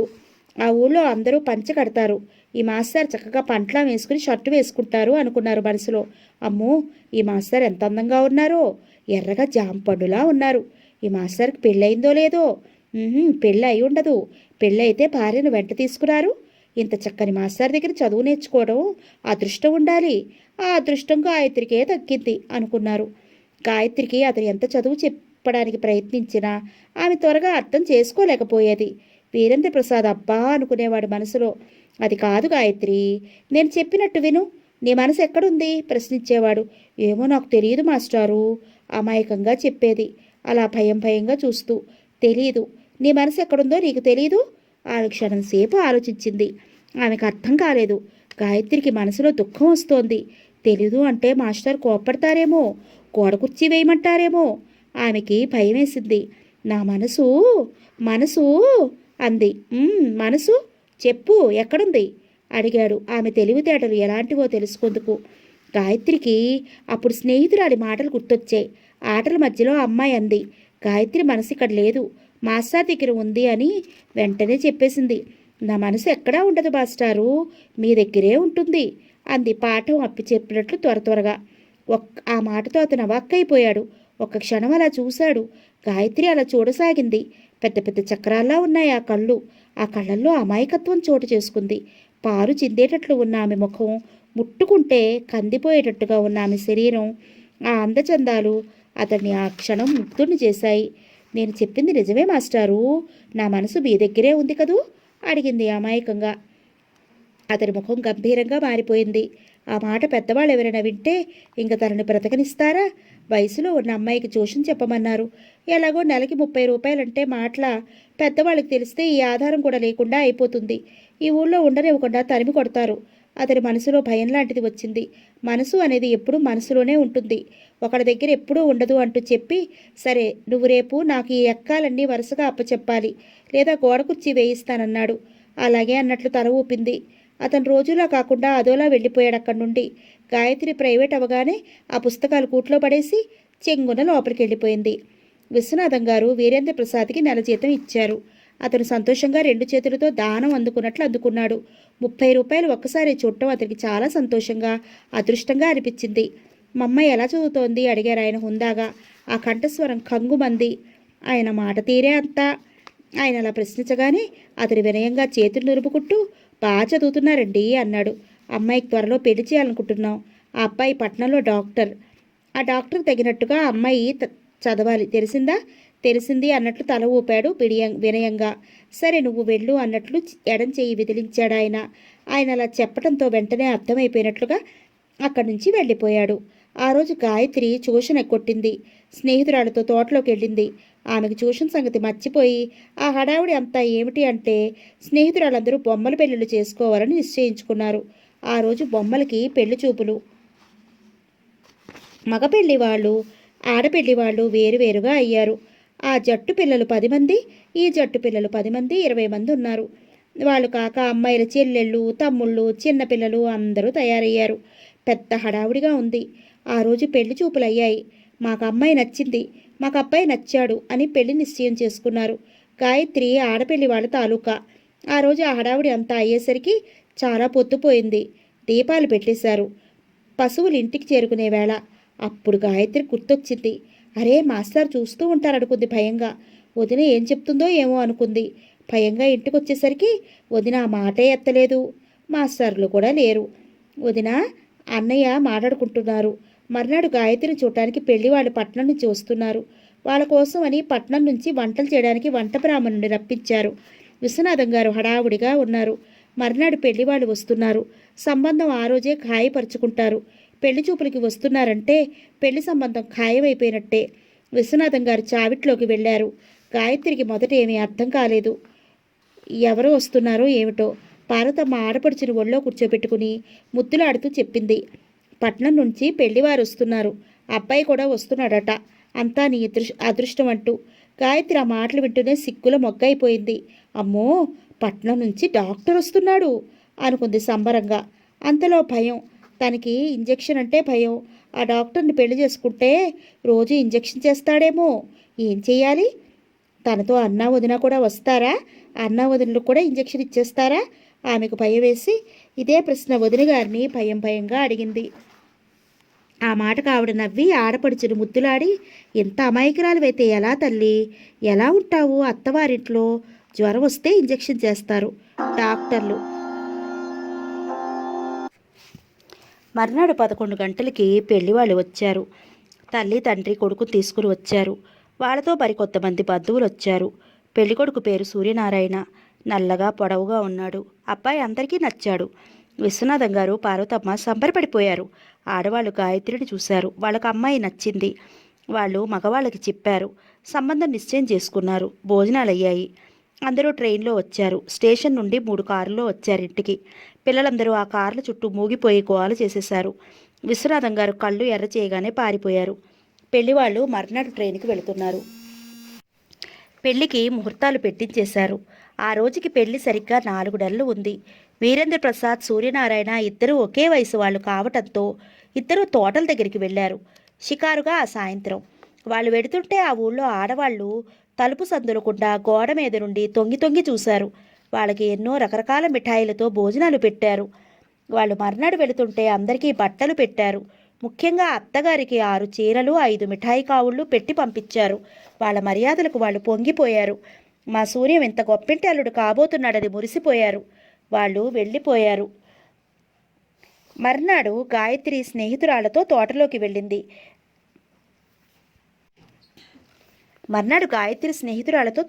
వెళ్ళింది. గాయత్రి, పెళ్ళికొడుకు నీకు నచ్చాడా అని అడిగారు.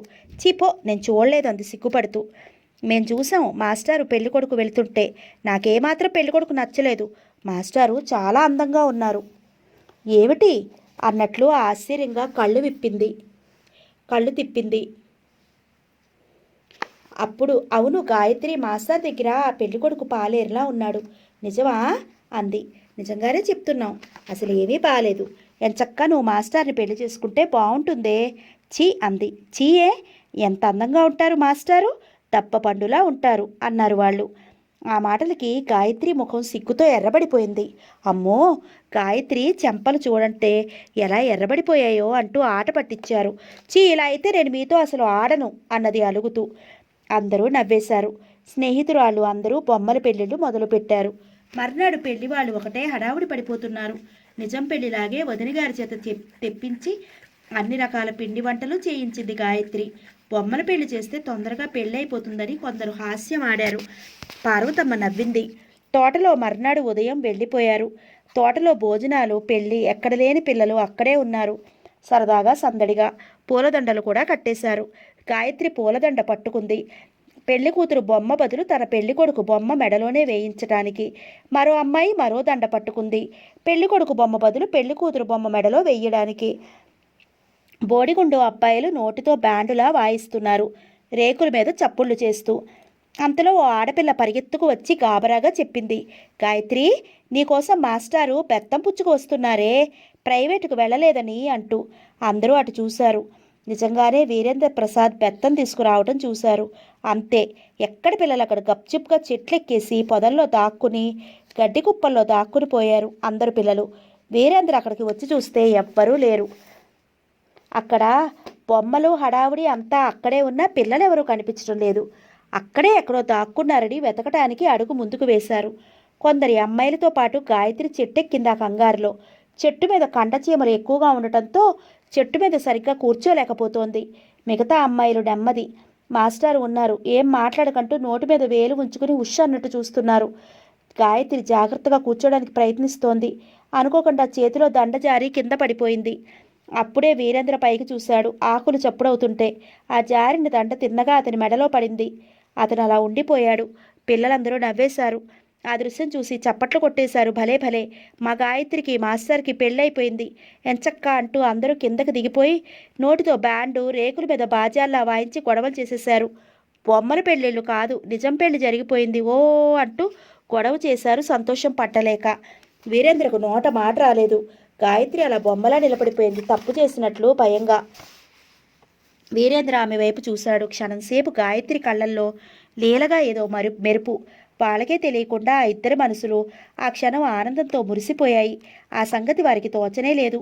వెంటనే వీరేంద్ర తనను తాను సర్దుకుని మనసు తన అధీనంలోకి తెచ్చుకున్నాడు. వెంటనే దండను తీసి పారేసి, ఏమిటిది, ఏమిటి అల్లరి, మీకేం పని పాట లేదా, మీ ఇళ్లకు కబురు చేస్తానుండండి అంటూ కసిరి, గాయత్రి, నీకు ఈ వయసులో ఏంటి ఆటలు, ఈ వారం అంతా చదువు లేదు, మీ అన్నయ్య గారికి చెప్పాలా, పద అన్నాడు కోపంగా. మిగతా అమ్మాయిలు పిల్లలందరూ తప్పు క్షమించమని కోరుతూ గాయత్రి తరఫున కూడా క్షమార్పణ కోరుకున్నారు. మాస్టారు, మేము బొమ్మలు పెళ్లి చేసుకున్నాం, మా పెళ్ళి ఆపకూడదు, పాపం, ఈ రోజుకి మమ్మల్ని వదిలేయండి, గాయత్రిని ఏమనకండి, రేపటి నుంచి గాయత్రి చదువుకుంటుంది అని చెప్పడంతో తల పంకించి, సరే రేపు చూస్తాను, చదువు మానేస్తే అన్నాడు గాయత్రి వైపు కోపంగా చూస్తూ. లేదు మాస్టారు, చదువు మానను అంది కంగారుగా. అతని పెదవుల మీద లీలగా చిరునవ్వు మెరిసింది. అతను వెళ్ళిపోయాడు. అలా 4 రోజులు గడిచిపోయాయి. మాస్టర్ అంటే భయం వలన గాయత్రి బుద్ధిగా చదువుకుంటోంది. మొత్తానికి ఏబిసిడీలు వచ్చాయి. చిన్న చిన్నగా పేర్లు చెప్తున్నప్పుడు వీరేంద్ర ఆమెకు పలకటం కష్టంగా ఉంది. అయినా నేర్చుకోవడానికి ప్రయత్నిస్తోంది. వీరేంద్ర అన్నాడు, నీకు ఎలాంటి సందేహాలు ఉన్నా నన్ను అడుగు, నేను చెప్తాను అంటూ. ఆమె తల ఊపింది. ఆ రోజు స్నేహితురాలి ఇంటికి వెళ్ళింది. అక్కడ 4 అమ్మాయిలు వచ్చారు. అక్కడ మళ్ళా సంభాషణ మొదలైంది. మాస్టర్ నిన్ను ప్రేమిస్తున్నారు తెలుసా అంది ఓ అమ్మాయి. ప్రేమ అంటే అంది గాయత్రి ఆశ్చర్యంగా. సినిమాల్లో ప్రేమించుకుంటారు, ఆ ప్రేమ. అమ్మో, సినిమాలు అంటే మా అన్నయ్యకి కోపం అంది గాయత్రి. సినిమా నేను ఒకసారి చూశాను, మా నాన్నకు కోపమే అంది ఓ అమ్మాయి. మాస్టర్ అంటే నీకు ఇష్టమే కదూ, చీపో, నిజం చెప్పు, నీకు మాస్టర్ అంటే ఇష్టం లేదు అడిగింది ఓ అమ్మాయి. ఆమె మాట్లాడలేదు సిగ్గుతో. మొన్న బొమ్మల పెళ్లిలో మీ పెళ్ళి అయిపోయిందిగా అన్నారు వాళ్ళు. నిజంగానా? నిజంగా మా పెళ్ళి అయిపోయిందా? నమ్మకం చాలక అడిగింది గాయత్రి భయంగా. నిజంగానే, మెడలో దండ వేసేసావు, మీ పెళ్ళి అయిపోయినట్టే. మాస్టార్ని నువ్వు ప్రేమించు, మాస్టారు నిన్ను ప్రేమిస్తారు. ఎలా? ప్రేమించడం నాకు రాదు అంది దిగులుగా. రోజు మాస్టర్ ఇంటికి వెళ్ళు, అక్కడ మీ ప్రేమ మొదలవుతుంది అంటూ స్నేహితురాలు సలహా ఇచ్చారు. గాయత్రి తల ఊపింది. మొన్నొచ్చాడే ఆ పెళ్లి కొడుకు, కొండముచ్చులా ఉన్నాడు, వాడిని పెళ్లి చేసుకోకు, మాస్టార్నే పెళ్లి చేసుకో. ఎలా? మా అన్నయ్య వదిన నా పెళ్లికి ముహూర్తాలు కూడా పెట్టించారు కదా అంది దిగులుగా. మాస్టర్తో నీ మనసులో మాట చెబితే మాస్టారే సినిమాలోలాగా మీ అన్నయ్యని అడుగుతారు. మీ అన్నయ్య మాస్టారు ధైర్య సాహసాలకి మెచ్చుకుని మీ ఇద్దరి పెళ్లి జరిపిస్తారు. ఆ కొండముచ్చుతో నీ పెళ్లి జరిపించరు. మాస్టారు నిన్ను పెళ్లి చేసుకుంటాను అని చెప్తే మీ అన్నయ్య వదిన చాలా సంతోషిస్తారు. ఇంగ్లీష్ చదువులు చదివిన మాస్టారు మా అమ్మాయిని పెళ్లి చేసుకున్నాడే అని అంటూ చెప్పారు. గాయత్రి మనసులో ఆ మాటలు బాగా నాటుకుపోయాయి. ఆమె స్నేహితురాలు కావాలని చెప్పలేదు. వాళ్ళు అమాయకులే. మాస్టర్ వాళ్ళ కంటికి అందంగా కనిపించసాగాడు. గాయత్రి అందంగా ఉంటుంది, అందుకు వాళ్ళు ఇద్దరూ పెళ్లి చేసుకుంటే భలే బాగుంటుందని వాళ్ళు సలహా ఇచ్చారు సంతోషంతో. వాళ్ళది చిన్న వయసే, వాళ్ళలోనూ అమాయకత్వం ఉంది. గాయత్రి స్నేహితురాలి పెళ్ళి ఆ 5 రోజులు ఆమెదే సందడి అంతా. స్నేహితురాలి పెళ్ళయ్యి అత్తవారింటికి వెళ్ళి 3 నిద్రలు చేసి వచ్చింది. ఆమె తన భర్తతో సిగ్గుపడకుండా మాట్లాడటం చూసి గాయత్రికి చిరాకేసింది. ఛ, నీకు సిగ్గులేదు, మీ ఆయనతో అలా నవ్వుతూ మాట్లాడతావే అంది. ఆ మాటలకు అమ్మాయి పకపకా నవ్వుతూ, పెళ్ళైతే నీకే తెలుస్తుంది అంది. ఏం తెలుస్తుంది అంది విసురుగా గాయత్రి. ఏం తెలుస్తుందా? పెళ్ళైతే చాలా చాలా తెలుస్తాయి అంది నవ్వుతూ. ఏమిటి చాలా చాలా, చెప్పవా అంది కుతూహలంగా. చెప్పకూడదు, చెప్తే ఏమవుతుందంట? కళ్ళు పోతాయి. అమ్మో అంది గుండెల మీద చెయ్యి ఆనించుకుంటూ. లేకపోతే ఏమిటి, నీ పెళ్ళయ్యాక నీకే చాలా చాలా తెలుస్తాయి అన్నదే గాని ఆ అమ్మాయి గాయత్రికి చెప్పలేదు. 2 రోజులు వరుసగా గడిచిపోయాయి. ఆమెకు స్నేహితురాలి మాటలు ఏమీ అర్థం కాలేదు. పెళ్ళైతే చాలా చాలా ఏం తెలుస్తాయి? వెంటనే ఆమెకు మాస్టర్ మాటలు గుర్తుకొచ్చాయి. నీకు ఎలాంటి సందేహాలు ఉన్నా నన్ను అడుగు, నేను చెప్తాను అన్న మాటలు గుర్తుకొచ్చి చెంగున లేడిపిల్లల వీధిలోకి పరుగు తీసింది. తిన్నగా మాస్టర్ ఇంటికి వెళ్ళింది. మాస్టారు, మాస్టారు ఒకరుస్తూ పిలిచింది. వీరేంద్ర షర్టుకి బటన్స్ కుట్టుకుంటున్నాడు. ఏమిటి అన్నట్లు నవ్వుతూ చూశాడు. మాస్టారు, మీరు అన్నారు కదా నాకేం సందేహాలు ఉన్నా మిమ్మల్ని అడగమని. అవును అన్నాడు నవ్వుతూ. నేను అడిగితే మీరు చెప్తారా? తప్పకుండా చెప్తాను. నీకు తెలియనివి చెప్పడానికే కదా మీ అన్నయ్య నాకు జీతం ఇచ్చి పెట్టారు. నిజంగా చెప్తారా? అడుగు. నేను చెప్పకపోతే అప్పుడు నన్ను అన్నాడు నవ్వుతూ. మాస్టారు, "మ్మ్, మా సీతకు పెళ్ళయింది కదా." "ఆ, అయితే?" అన్నట్లు చూశాడు. వాళ్ళ ఆయనతో సిగ్గు లేకుండా మాట్లాడుతుంది మాస్టారు అంది, ఏదో పెద్ద విషయం చెప్తున్నట్లుగా కళ్ళు చక్రాల్లా తిప్పుతూ. తనకి నవ్వొచ్చింది. నిజం మాస్టారు, నాకు భలే కోపం వచ్చిందండి. ఆ మాటే అంటే నీ సీత ఏమందో తెలుసా? ఏమంది? పెళ్ళైతే నీకు చాలా చాలా తెలుస్తాయి అంది. వెంటనే అతని పెదవుల మీద నవ్వు మాయమైపోయింది. మాస్టారు, పెళ్ళైతే చాలా చాలా ఏం తెలుస్తాయండి, చెప్పరు అంది. అతని ముఖం ఒక్కసారిగా గంభీరంగా మారిపోయింది. మాస్టారు, చెప్పరు? అతనికి ఏం చెప్పాలో తోచలేదు. మాస్టారు, అంతేనా? నాకు చెప్తాను అన్నారు అంది బొంగబుద్దు పెడుతూ. మీ సీత చెప్పలేదా అన్నాడు చివరికి ఎలాగో. చెప్తే మిమ్మల్ని ఎందుకు అడుగుతాను అంది. సరే, 2 రోజుల్లో చెప్తాను. నేను పుస్తకాలు చూసి చెప్పాలి కదా అన్నాడు మెల్లగా. అలా అంటున్నప్పుడు అతని కంఠస్వరం అతనికే కొత్తగా అనిపించింది. గాయత్రి ఉత్సాహంగా ఇంటికి వెళ్ళిపోయాక అతను అలా ఉండిపోయాడు. ఈ అమాయకపు పల్లెటూరి అమ్మాయి, నేనేం చెప్పాలి, ఇంత అమాయకురాలా అనుకున్నాడు. అతనికి మనసులో భయంగా కూడా అనిపించింది. వీరేంద్ర ఇంటికి రోజూ వస్తుంది గాయత్రి. స్నేహితురాల మాటలు బుర్రలో ఉండి ఆమె వెళ్ళిపోయాక అతనికి ఆమె మాటలే చెవుల్లో మారుమోగసాగాయి. మాస్టారు, మిమ్మల్ని నేను ప్రేమిస్తున్నాను అంది సిగ్గుసిగ్గుగా. అతను స్థాణువయ్యాడు. నిజం మాస్టారు, మీరు నన్ను ప్రేమిస్తున్నారా అడిగింది. అతను తేరుకుని, తప్పు, అలా అనకూడదు అన్నాడు కోప్పడుతూ. తప్పు అన్నానా? మన పెళ్లి జరిగిపోయిందిగా మాస్టారు. నేను ఆ పెళ్లి కొడుకుని చేసుకోను. కొండముచ్చులా ఉన్నాడు. మీరైతే అందంగా చక్కగా ఉన్నారు. చెప్పండి మాస్టారు, నన్ను ప్రేమిస్తున్నారా లేదా? అతను ఏం మాట్లాడలేకపోయాడు. మీరు నన్ను ప్రేమించకపోతే నేను బావిలో పడి చచ్చిపోతాను అంతే. ఆ అంది. ఆమెకు కళ్ళనీళ్లు తిరిగాయి. అతను కంగారు పడ్డాడు, ఏం చెప్పాలి అనుకుంటూ. గాయత్రి పట్టుపట్టింది. ఆమెను ప్రేమించాను అంటే గాని వదల్లేదు. ఆ రోజుకి తప్పించుకోవడం కోసం సరే అలాగే అన్నాడు. అలా అంటే కాదు, ప్రేమించాను అని చెప్పండి అంది చెయ్యి చాపుతూ. చేతిలో చెయ్యి వేసిన దాకా ఒప్పుకోలేదు. తప్పనిసరిగా చెయ్యి వేశాడు. ఆమె ఉత్సాహంతో అతని కళ్ళల్లోకి చూసింది. అతని మనసు ఆ క్షణంలో తప్పింది. ఆమె చేతిని గట్టిగా పట్టుకున్నాడు ఆవేశంతో. అది క్షణికం మాత్రమే. వెంటనే మనసు సరిపెట్టుకున్నాడు. ఆమె చెయ్యి వదిలేశాడు. ఆమె ఉత్సాహంగా ఇంటికి వెళ్ళిపోయింది. వీరేంద్రకు ఆ మాటలే గుర్తుకు వచ్చి తను తొందరగా ఈ ఊరు వదిలి వెళ్ళిపోతే మంచిది. ఈ స్నేహం ఎంత దూరం వెళుతుందో. ఆ అమ్మాయి ఆ అబ్బాయిని వద్దు అంటే విశ్వనాథం గారికి కోపం వచ్చేస్తుంది. కోపం వస్తే తను బ్రతకనివ్వరు అనుకున్నాడు. మర్నాడు గాయత్రి ప్రేమ పెళ్లి గురించి అతను అనుకున్నాడు. తప్పు, నువ్వు పెద్దింటి గొప్పింటి అమ్మాయివి, నేను పేదవాడిని. కడుపు చేత్తో పట్టుకుని వచ్చాను. నువ్వు నన్ను ప్రేమించడం ఏమిటి, పెళ్లి చేసుకోవటం ఏమిటి? ఈ మాట మీ అన్నయ్య వింటే చంపేస్తారు అంటూ. ఆమె నవ్వుతూ అంది, భలే మాస్టర్ మీరు. మా అన్నయ్యని అడిగితే తప్పకుండా ఒప్పుకుంటాడు. మీ అందం, చదువు అలాంటిది. మా అన్నయ్యకి డబ్బు కాదు ముఖ్యం, చదువు. మీరు ఎంతో అందంగా ఉంటారు. మా అన్నయ్య వదినతో నేను చెప్తాను అంది. అతను ఆమెకి ఏం చెప్పాలో అని ఆలోచించసాగాడు. చివరికి ఆలోచించి ఒక నిర్ణయానికి వచ్చాడు. ఈ ఊళ్ళో నుంచి తొందరగా వెళ్ళిపోవాలని. ఆమె మనసు ఆలోచనలు చాలా దూరం వెళ్ళిపోతున్నాయి. అది ఎంతవరకైనా దారి తీస్తుంది. వాళ్ళ కుటుంబంలో సుఖశాంతులు కరువు చేసి కలతలు రేపినట్లు అవుతుందని నిశ్చయానికి వచ్చాడు. రోజు వీరేంద్ర ఇంటికి వెళుతుంటే ఆ ఇంటి ముసలమ్మ కోప్పడింది గాయత్రిని. వయసులో ఉన్న పిల్లవు, అస్తమానం మాస్టర్ గదిలోకి వెళ్లకు. మీ అన్నయ్యకి తెలిస్తే అదో కోపం అంది ఆవిడ. ఆమెకు భయం వేసి వెళ్ళటం తగ్గించింది. ఆ నెల జీతం అందుకుని వెళ్ళిపోవాలనుకున్నాడు వీరేంద్ర. ఇంకా వారం రోజులు ఉంది. గాయత్రి కొత్త బట్టలు కట్టుకుంది. ఆమె పుట్టినరోజు అని వదిన ఆమెను ముద్దులాడింది. అన్నగారు దీవించి ఆమె నుదుటి మీద ముద్దు పెట్టుకున్నారు.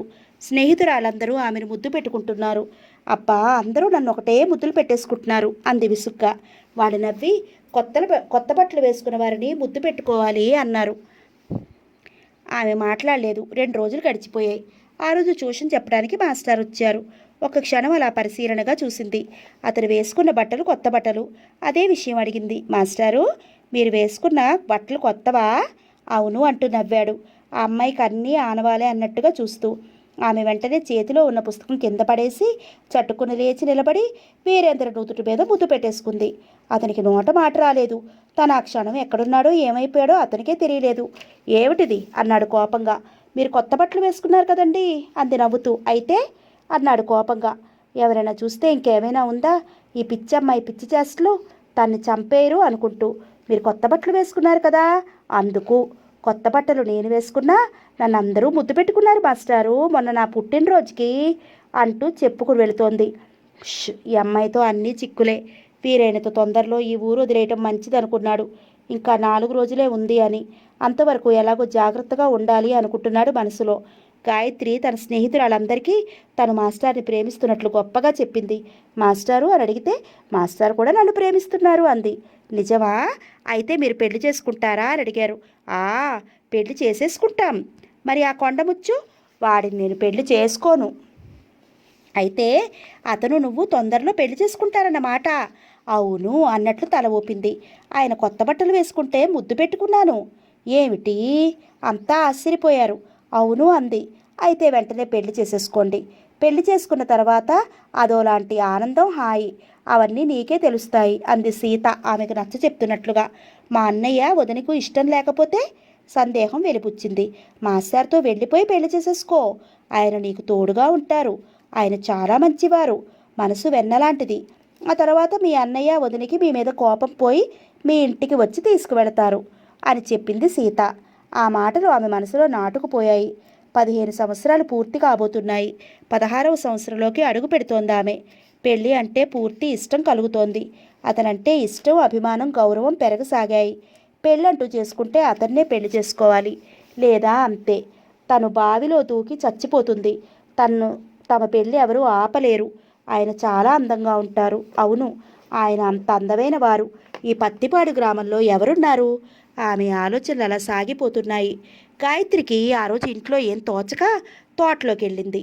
చెట్టు కింద వీరేంద్ర కూర్చుని ఉన్నాడు. అతను చూస్తూనే మాస్టారు అంటూ దగ్గరగా వెళ్ళింది. ఆశ్చర్యపోతూ మీరిక్కడున్నారేంటి అంది. అతను అలాగే ఆశ్చర్యపోయాడు. మనసుకి కాస్త కుదురు కలుగుతుందని ఇంత దూరం వస్తే మళ్ళీ ఆ అమ్మాయి ఇక్కడికి వచ్చిందా దేవుడా అనుకున్నాడు. అతని పక్కన కూర్చుంది ఆమె. అతనికి ఇబ్బందిగా ఉంది. ఏమీ అనలేకపోయాడు. ఆ అమ్మాయిని ఎంతగా తప్పించుకోవాలని ప్రయత్నిస్తున్నాడో అంతగా దగ్గరవుతున్నాడు. ఏదో చెప్పి గడగడా వాగుతోంది ఆమె. అతను కొడుతున్నాడు వింటున్నట్లుగా. వినటం లేదు. అంతలో ఓ కప్ప గాయత్రి పాదం మీదకు గెంతింది. అంతే, కెవ్వున కేక పెట్టి ఆ కప్ప కంటే ఎక్కువగా ఎగిరి అతని మెడను పట్టేసుకుంది. ఏమిటి అందరూ ఆమెను వదిలించుకోవాలని ఏమిటి అంటూ ఆమెను వదిలించుకోవాలని చూశాడు. ఆమె వదిలిపెట్టలేదు. మెత్తగా వెచ్చగా అతని గుండెలని హత్తుకునే అతనిలో కోరిక ఒక్కసారిగా తలెత్తింది. 2 చేతులతో బలంగా గట్టిగా పట్టుకుని ఇంకా గట్టిగా గుండెలకు అదుముకున్నాడు. మాస్టారు భయంగా ఏదో చెప్పబోయింది. అతను మాట్లాడనివ్వలేదు. ఆమె తలని అటు ఇటు తిప్పబోయింది భయంగా. అతను ఆమెను కదలనివ్వలేదు. అతని కళ్ళు ఎర్రగా కోరికతో మత్తెక్కసాగాయి. వెంటనే అతనిలో వివేకం నిద్రలేచినట్లయింది. చప్పున ఆమెను వదిలేశాడు. గాయత్రి భయంగా బిగుసుకుపోయింది. నేనంటే మీకెందుకు కోపం వచ్చింది అంది కన్నీళ్లతో. కోపమా అన్నాడు అదోలా చూస్తూ. మీరు కళ్ళు ఎర్రజేశారు, నన్ను చంపాలని చూశారు అంది ఏడుస్తూ అక్కడి నుంచి పారిపోతూ. వీరేంద్రకు ఆమె అమాయకత్వానికి నవ్వాలో ఏడవాలో అర్థం కాలేదు. గాయత్రి ఇంటికి వెళ్ళి వదిలికి చెప్పేయాలనుకుంది, కానీ అందుకు అవకాశం కలగలేదు. గాయత్రికి ఆ రాత్రి అంతా నిద్ర పట్టలేదు. మాస్టర్ తనని ఏదో చెయ్యాలని చూశారు. ఏం చేయాలనుకున్నారో ఆమెకు తెలియలేదు. ఏదో వెచ్చదనం, తీయదనం గుండెల్లో ప్రాకసాగింది. మాస్టారు ముద్దులో ఏమిటో ఆమెకు ఆలోచిస్తుంటే దుఃఖం ముంచుకు వచ్చింది. ఏమిటిది అనుకుని వెక్కి వెక్కి ఏడ్చింది. పార్వతమ్మ తన పుట్టింటి వాళ్ళు వస్తే మాట్లాడుతోంది. గాయత్రికి ఎవరిని అడగాలో తెలియలేదు. అంతలో చాకలి లచ్చి వచ్చింది. లచ్చి దగ్గరికి వెళ్ళి ఎవరికీ చెప్పను అని మాట తీసుకుని లచ్చితో గుసగుసలాడింది. ఆ మాట విని లచ్చి ఆశ్చర్యపోయింది. అమ్మాయి గారు, మీరు మాస్టర్ బాబుని ప్రేమిస్తున్నారా? భలే బాగుంటుంది, ఇద్దరికిద్దరు ఎర్రగా ఉంటారంది. మీ అమ్మగారికి తెలియదా? అంటూ ముందు రోజు జరిగింది చెప్పి, లచ్చి నీకు పుణ్యం ఉంటుంది, అదేంటో చెప్పవా అంది బ్రతిమాలుతూ. ఎవరికీ చెప్పకండి, మరి రహస్యంగా ఉంచండి అంటూ దగ్గరగా చేరి గుసగుసలాడి మాస్టర్ బాబుని మీరు తోటలోకి పిలుచుకు వెళ్ళండి. ఆ తర్వాత అడిగింది కుతూహలంగా, ఉత్సాహంగా. మీరు ఆయన గడ్డిమేట దగ్గరికి తీసుకువెళ్ళండి, కొంచెం చీకటి పడనిచ్చాక అంది. ఆ తర్వాత అడిగింది ఉత్సాహంగా. మీ ఓణి తీసి మాస్టర్ బాబుకి నిండా ముసుగేసి మీరు గడ్డిలో పడుకోండి అంది లచ్చి గుసగుసగా. ఆ తర్వాత నేను చెప్పేదేంటి తల్లి, మీకే తెలిసిపోద్ది అంది. మాస్టర్ బాబుకి మీ మీద ప్రేమ కానీ కోపం కాదు అని. లచ్చి అలా చెప్పినందుకు వదినికి తెలియకుండా బియ్యం పోసి ఇచ్చింది పొంగిపోతూ. లచ్చి సంబరంగా వెళ్ళిపోయింది. ఆ రోజు సాయంత్రం పట్టుబట్టి వీరేంద్రుడు తోటకు దగ్గరికి రమ్మంది. తప్పనిసరిగా వచ్చాడతను. ఇద్దరు గట్లోకి వెళ్ళి కూర్చున్నారు. ఎందుకు రమ్మన్నావు, ఏం చెప్పాలి అంటూ అడిగాడు. మనసులో ఆలోచించుకుంటూ లచ్చి చెప్పినట్టే చేసింది. ఓణి తీసి అతనికి ముసిగేసింది. గాయత్రి పకపకా నవ్వుతూ గడ్డిలో పడుకుండిపోయింది. వీరేంద్ర కోపం ముంచుకొచ్చింది. ఓణి తీసి పారేస్తూ ఆమెను కసిరాడు. ఏమిటి ఈ హాస్యాలు? పెద్దవాళ్ళు ఎవరైనా చూస్తే మర్యాద ఉండాలా? పెళ్లి కాని పిల్లవు, నీ జీవితం ఏం కాను? అందరికీ తెలిస్తే ఏమైనా బాగుంటుందా అని కోప్పడ్డా. లచ్చి చెప్పినట్టు కాకుండా మాస్టర్ తనపై కోపగించుకోగానే దుఃఖం ముంచుకొచ్చేసింది. చేతుల్లో ముఖం దాచుకుని బోరున ఏడ్చేసింది. నాకేం తెలీదు, లచ్చి చెప్పింది ఇలా చెయ్యమని చేశాను అంది, తన తప్పేమీ లేదన్నట్లు. లచ్చి చెప్పిందా? ఆశ్చర్యపోయాడు. అవును, నేను లచ్చిని అడిగాను, మాస్టార్ని ప్రేమిస్తున్నాను, నా మీద మాస్టారికి కోపమా చెప్పు అని చెప్పింది. కోపం కాదు, ప్రేమ అని. అంతే మాస్టారు, అంతే. మీరు లేకపోతే నేను బ్రతకలేను. మీరు నాకు కావాలి, మీరు నాకు కావాలి, మీరంటే నాకు చాలా చాలా ఇష్టం. అతన్ని అల్లుకుపోయింది. ఒక క్షణం ఏమీ మాట్లాడలేకపోయాడు. అతని మనసు మెత్తపడిపోయింది. మనసు చంపుకోలేకపోయాడు. ఆమెను అతను మనసులో ప్రేమిస్తున్నాడు. పెద్దింటి పిల్ల అన్న భావంతో తప్పు అనుకున్నాడు. కానీ ఆమె దగ్గరగా వచ్చి అల్లుకుపోతుంటే అతనిలో కోరికలు ప్రేమ తలెత్తాయి. ఒక్క క్షణం ఆమెను పరీక్షగా చూశాడు. అందంతో యవ్వనంతో మిసమిసలాడుతోంది. అతని మనసు ఊరుకోలేదు. కోరికతో గుండెలు కదుముకున్నాడు. ఇద్దరూ మైమరిచిపోయారు. ఆమెను గడ్డిలో పరుండ పెట్టాడు.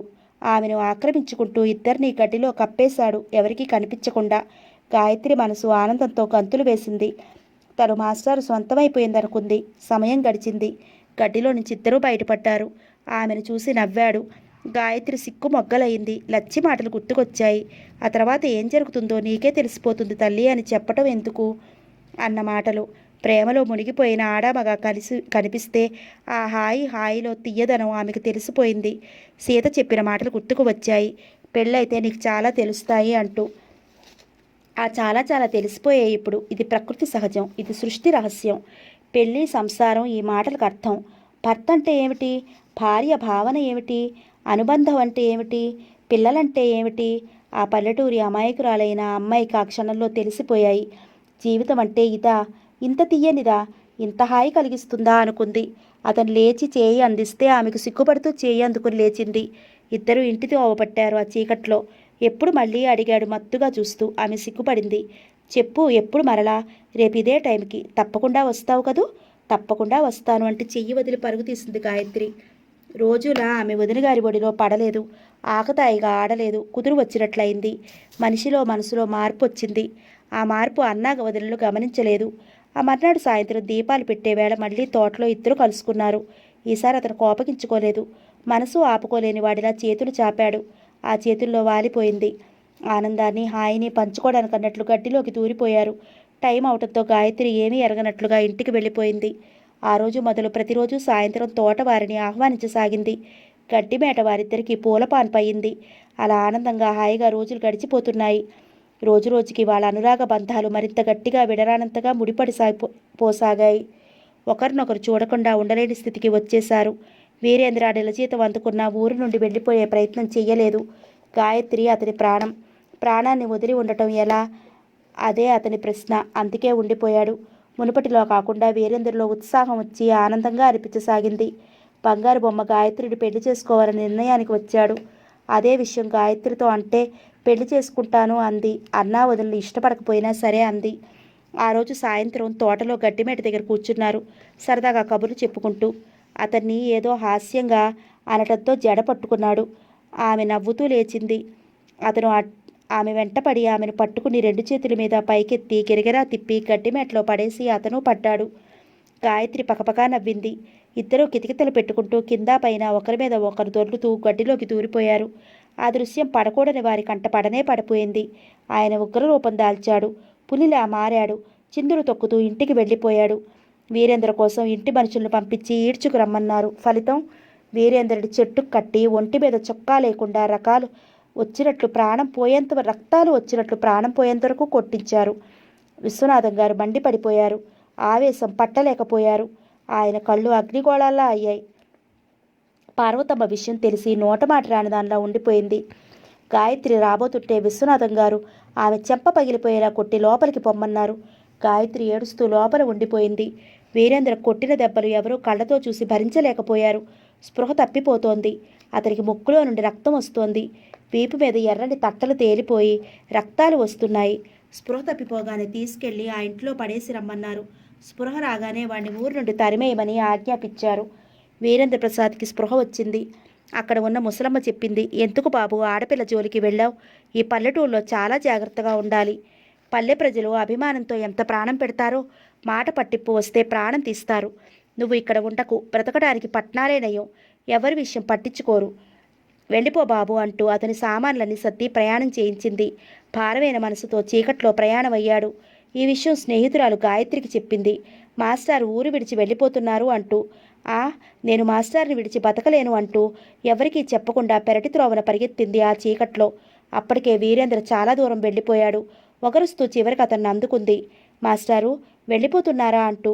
అతను ఆగి ఆశ్చర్యంగా చూసి గాయత్రిని ఆ చీకట్లో గుర్తుపట్టి అదోలా నవ్వాడు. మాస్టారు నన్ను వదిలి ఎలా వెళ్ళిపోగలిగారు? నేను మీతోనే అంటూ చెయ్యి గట్టిగా పట్టుకుంది. కాదనే శక్తి అతనికి లేకపోయింది. తనని నడిపించే దేవత గాయత్రి అనుకున్నాడు. చీకట్లో ఇద్దరు చెయ్యి పట్టుకుని ముందుకు కదిలిపోయారు. స్టేషన్కి వెళ్ళి ఇద్దరూ అప్పుడే వచ్చిన రైలు ఎక్కేశారు. అనులత విశ్వనాథం గారింటికి వచ్చి వీరేంద్ర మాస్టర్ గురించి ఆలోచించుకుంటూ మనసులో తుఫాను మొదలైంది. విశ్వనాథం గారికి పార్వతమ్మకి ఇప్పుడే వస్తాను అని చెప్పి కారులో కూర్చుని కారును చింతలపూడి గ్రామానికి తీసుకెళ్ళింది. కారు చింతలపూడి గ్రామం బయలుదేరింది. అనులత ఆలోచిస్తోంది. కళ్ళనీళ్లు ఆగటం లేదు. ధారలు కట్టి చెంపలను పమిటను తడిపేస్తున్నాయి. అంతా గుర్తు తెచ్చుకోసాగింది. వీరేంద్ర గాయత్రి పట్నం వెళ్ళిపోయి 10 రూపాయలకు ఒక గది అద్దెకి తీసుకున్నారు. గుడిలో పెళ్లి చేసుకుని హాయిగా కాపురం పెట్టేశారు. వీరేంద్ర 100 రూపాయలు ఉద్యోగంలో ప్రవేశించాడు. దానికే సంబరపడిపోయారు ఆ దంపతులు. ఏ లోటు లేకుండా గడిచిపోతున్నాయి రోజులు. అతనికి ఏం కావాలో గాయత్రి పక్కింటి మామగారిని అడిగి మరీ చేస్తోంది. ఆమెకు మంచి చీరలు కొని తెస్తూ ఉంటాడు అతను. ఆ రోజు వీరేంద్ర ఇంటికి త్వరగా వచ్చేశాడు. వస్తూ మల్లెపువ్వులు చీర తెచ్చాడు. ఈ చీర నాకు ఎంతో నచ్చింది, నీకు బాగుంటుంది అని తెచ్చాను, వెంటనే కట్టుకోవాలి అన్నాడు. గాయత్రి వెంటనే ఆ చీర కట్టుకుంది. నీలం పువ్వుల చీర అది. గాయత్రి అతనితో అంది, మీకు ఈరోజు ఏం చేశానో తెలుసా అంటూ కళ్ళు చక్రాల తిప్పింది. ఏం చేశావు? కుతూహలంగా అడిగాడు. మీకు ఇష్టమని గారెలు చేశాను. తేనెలో తినటం ఇష్టం కదా. అంతేకాదు అన్నంలోకి ఆనపకాయ ఆవ పెట్టి కూర చేశాను. గోంగూర పచ్చడి నాకు ఇష్టంగా చేశాను. మళ్ళీ గుత్తొంకాయ కూర, పప్పు, పులుసు చేశాను అంది. నిజంగా? నిజం. త్వరగా రండి, భోజనం చేతురు గాని అంది. అతను గారెలు తేనె ఇష్టంగా తిన్నాడు.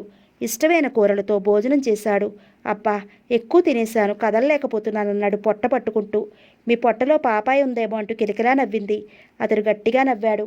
వెంటనే భార్య దగ్గరగా వెళ్ళి, నీ పొట్టలో పాపాయి ఉన్నట్టుంది అన్నాడు పొట్ట మీద చెయ్యి వేస్తూ.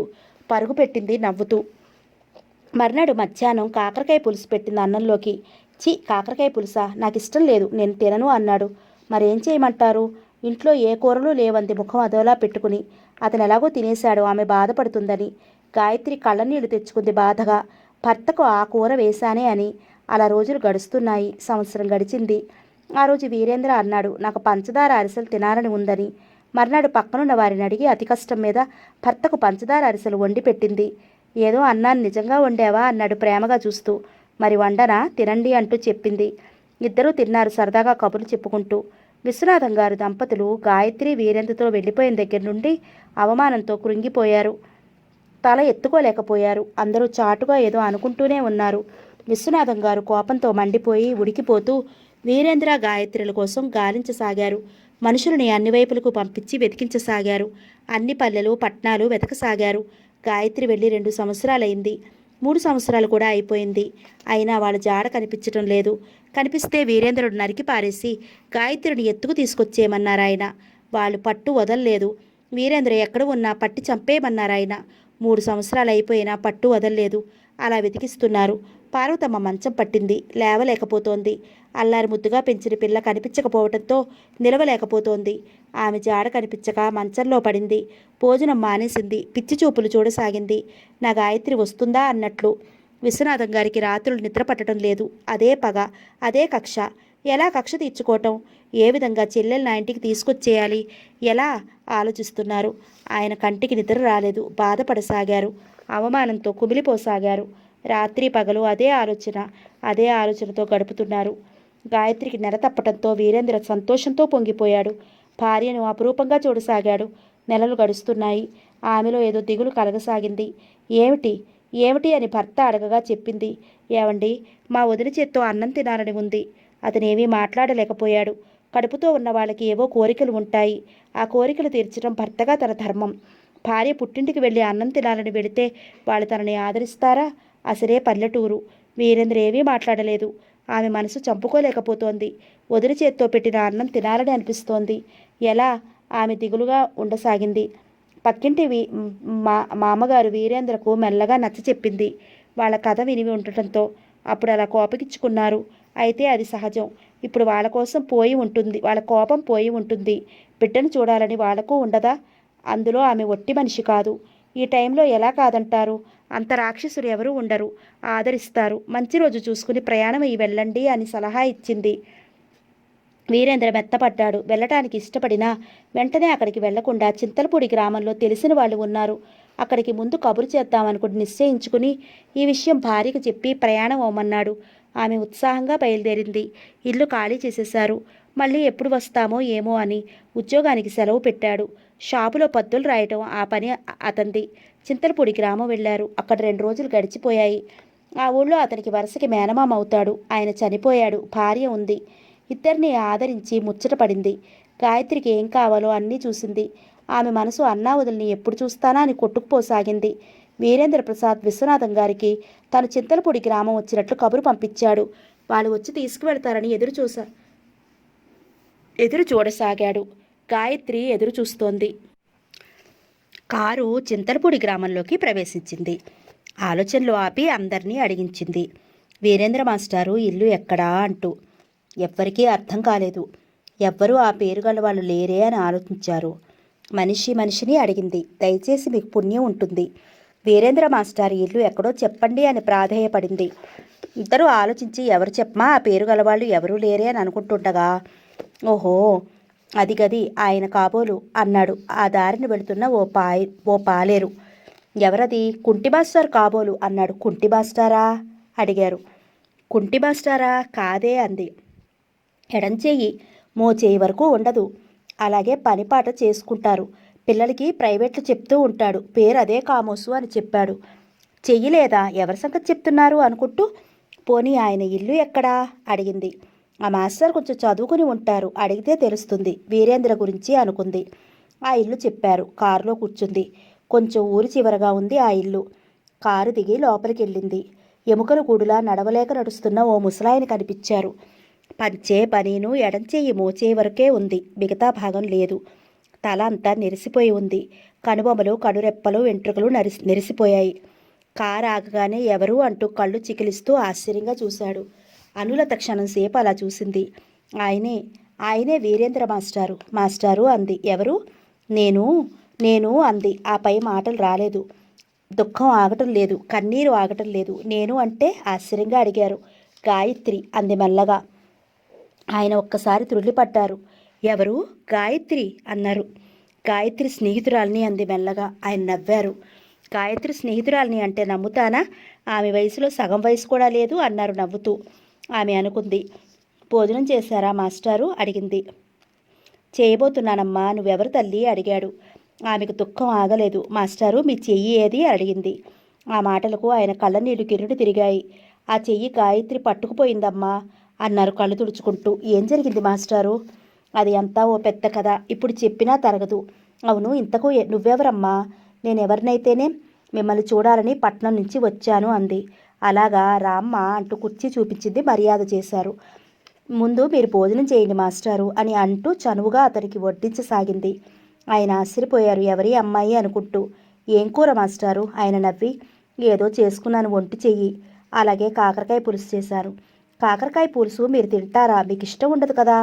ఆయన అలా ఉండిపోయారు క్షణంసేపు. నీకెలా తెలుసమ్మా? గాయత్రి చెప్పింది. ఆయన ఏం మాట్లాడలేదు. మౌనంగా భోజనం చేశారు. నోటికి వెళ్ళలేదు. గాయత్రి గుర్తుకొచ్చింది. అన్ని సంవత్సరాల తర్వాత జ్ఞాపకాలు అలలు తిరుగ తోడుతున్నాయి. ఆ సాయంత్రం ఆమె అక్కడే ఉంది. తను స్వయంగా వంట చేసింది. సాయంత్రం అన్నీ సిద్ధం చేసి ఆయన్ని భోజనం చేయమంది. ఆయన ఆశ్చర్యపోయాడు. తనకిష్టమైనవన్నీ చేసిందేమిటా అని. నాకు ఇవన్నీ ఇష్టమని నీకెవరు చెప్పారమ్మా? గాయత్రి చెప్పింది మాస్టారు. ఆయన కళ్ళల్లో నీళ్లు తిరిగాయి. మాస్టారు భోజనం చేయండి అంటూ దగ్గర ఉండి వడ్డించింది. కడుపు నిండా తిన్నారాయన. అమ్మాయి ఎవరో తెలియదు, ఎందుకొచ్చిందో తెలియదు. ఆశ్చర్యం అనిపిస్తుంది. తన మీద ఎందుకీ జాలి. పీట మీద నుండి లేస్తూ ఎక్కువ తినేశాను, కదలలేకపోతున్నాను. తిన్నా అరగదు అంటూ లేస్తూ పొట్ట పట్టుకున్నారాయన. మీ పొట్టలో పాపాయి ఉందేమో అంటూ కిలకిలా నవ్వింది అనులత. ఆయన అలా ఉండిపోయారు. అవే ఆ మాటలే, ఆ మాటలే. ఎవరి అమ్మాయి, ఎవరి అమ్మాయి, ఎందుకొచ్చింది, తన కథ తెలుసుకొచ్చిందా, ఆట పట్టిస్తుందా అనుకున్నారు.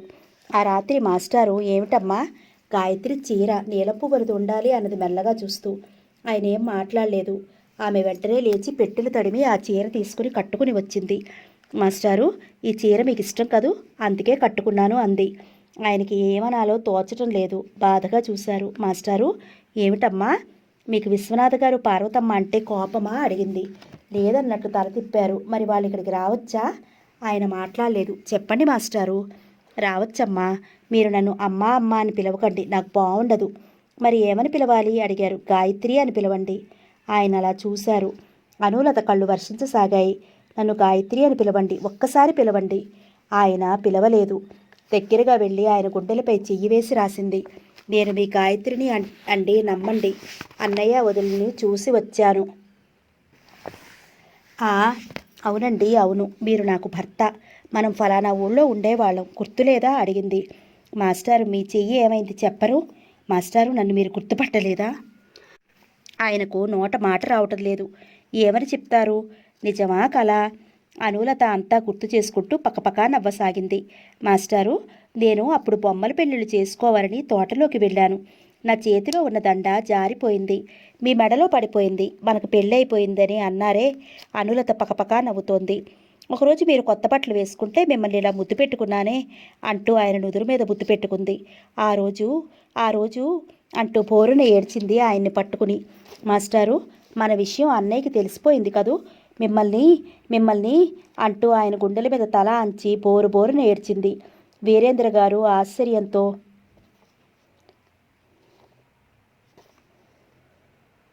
అలా ఉండిపోయారు. నా గాయత్రి, నా ప్రాణం నా కోసం వచ్చిందా?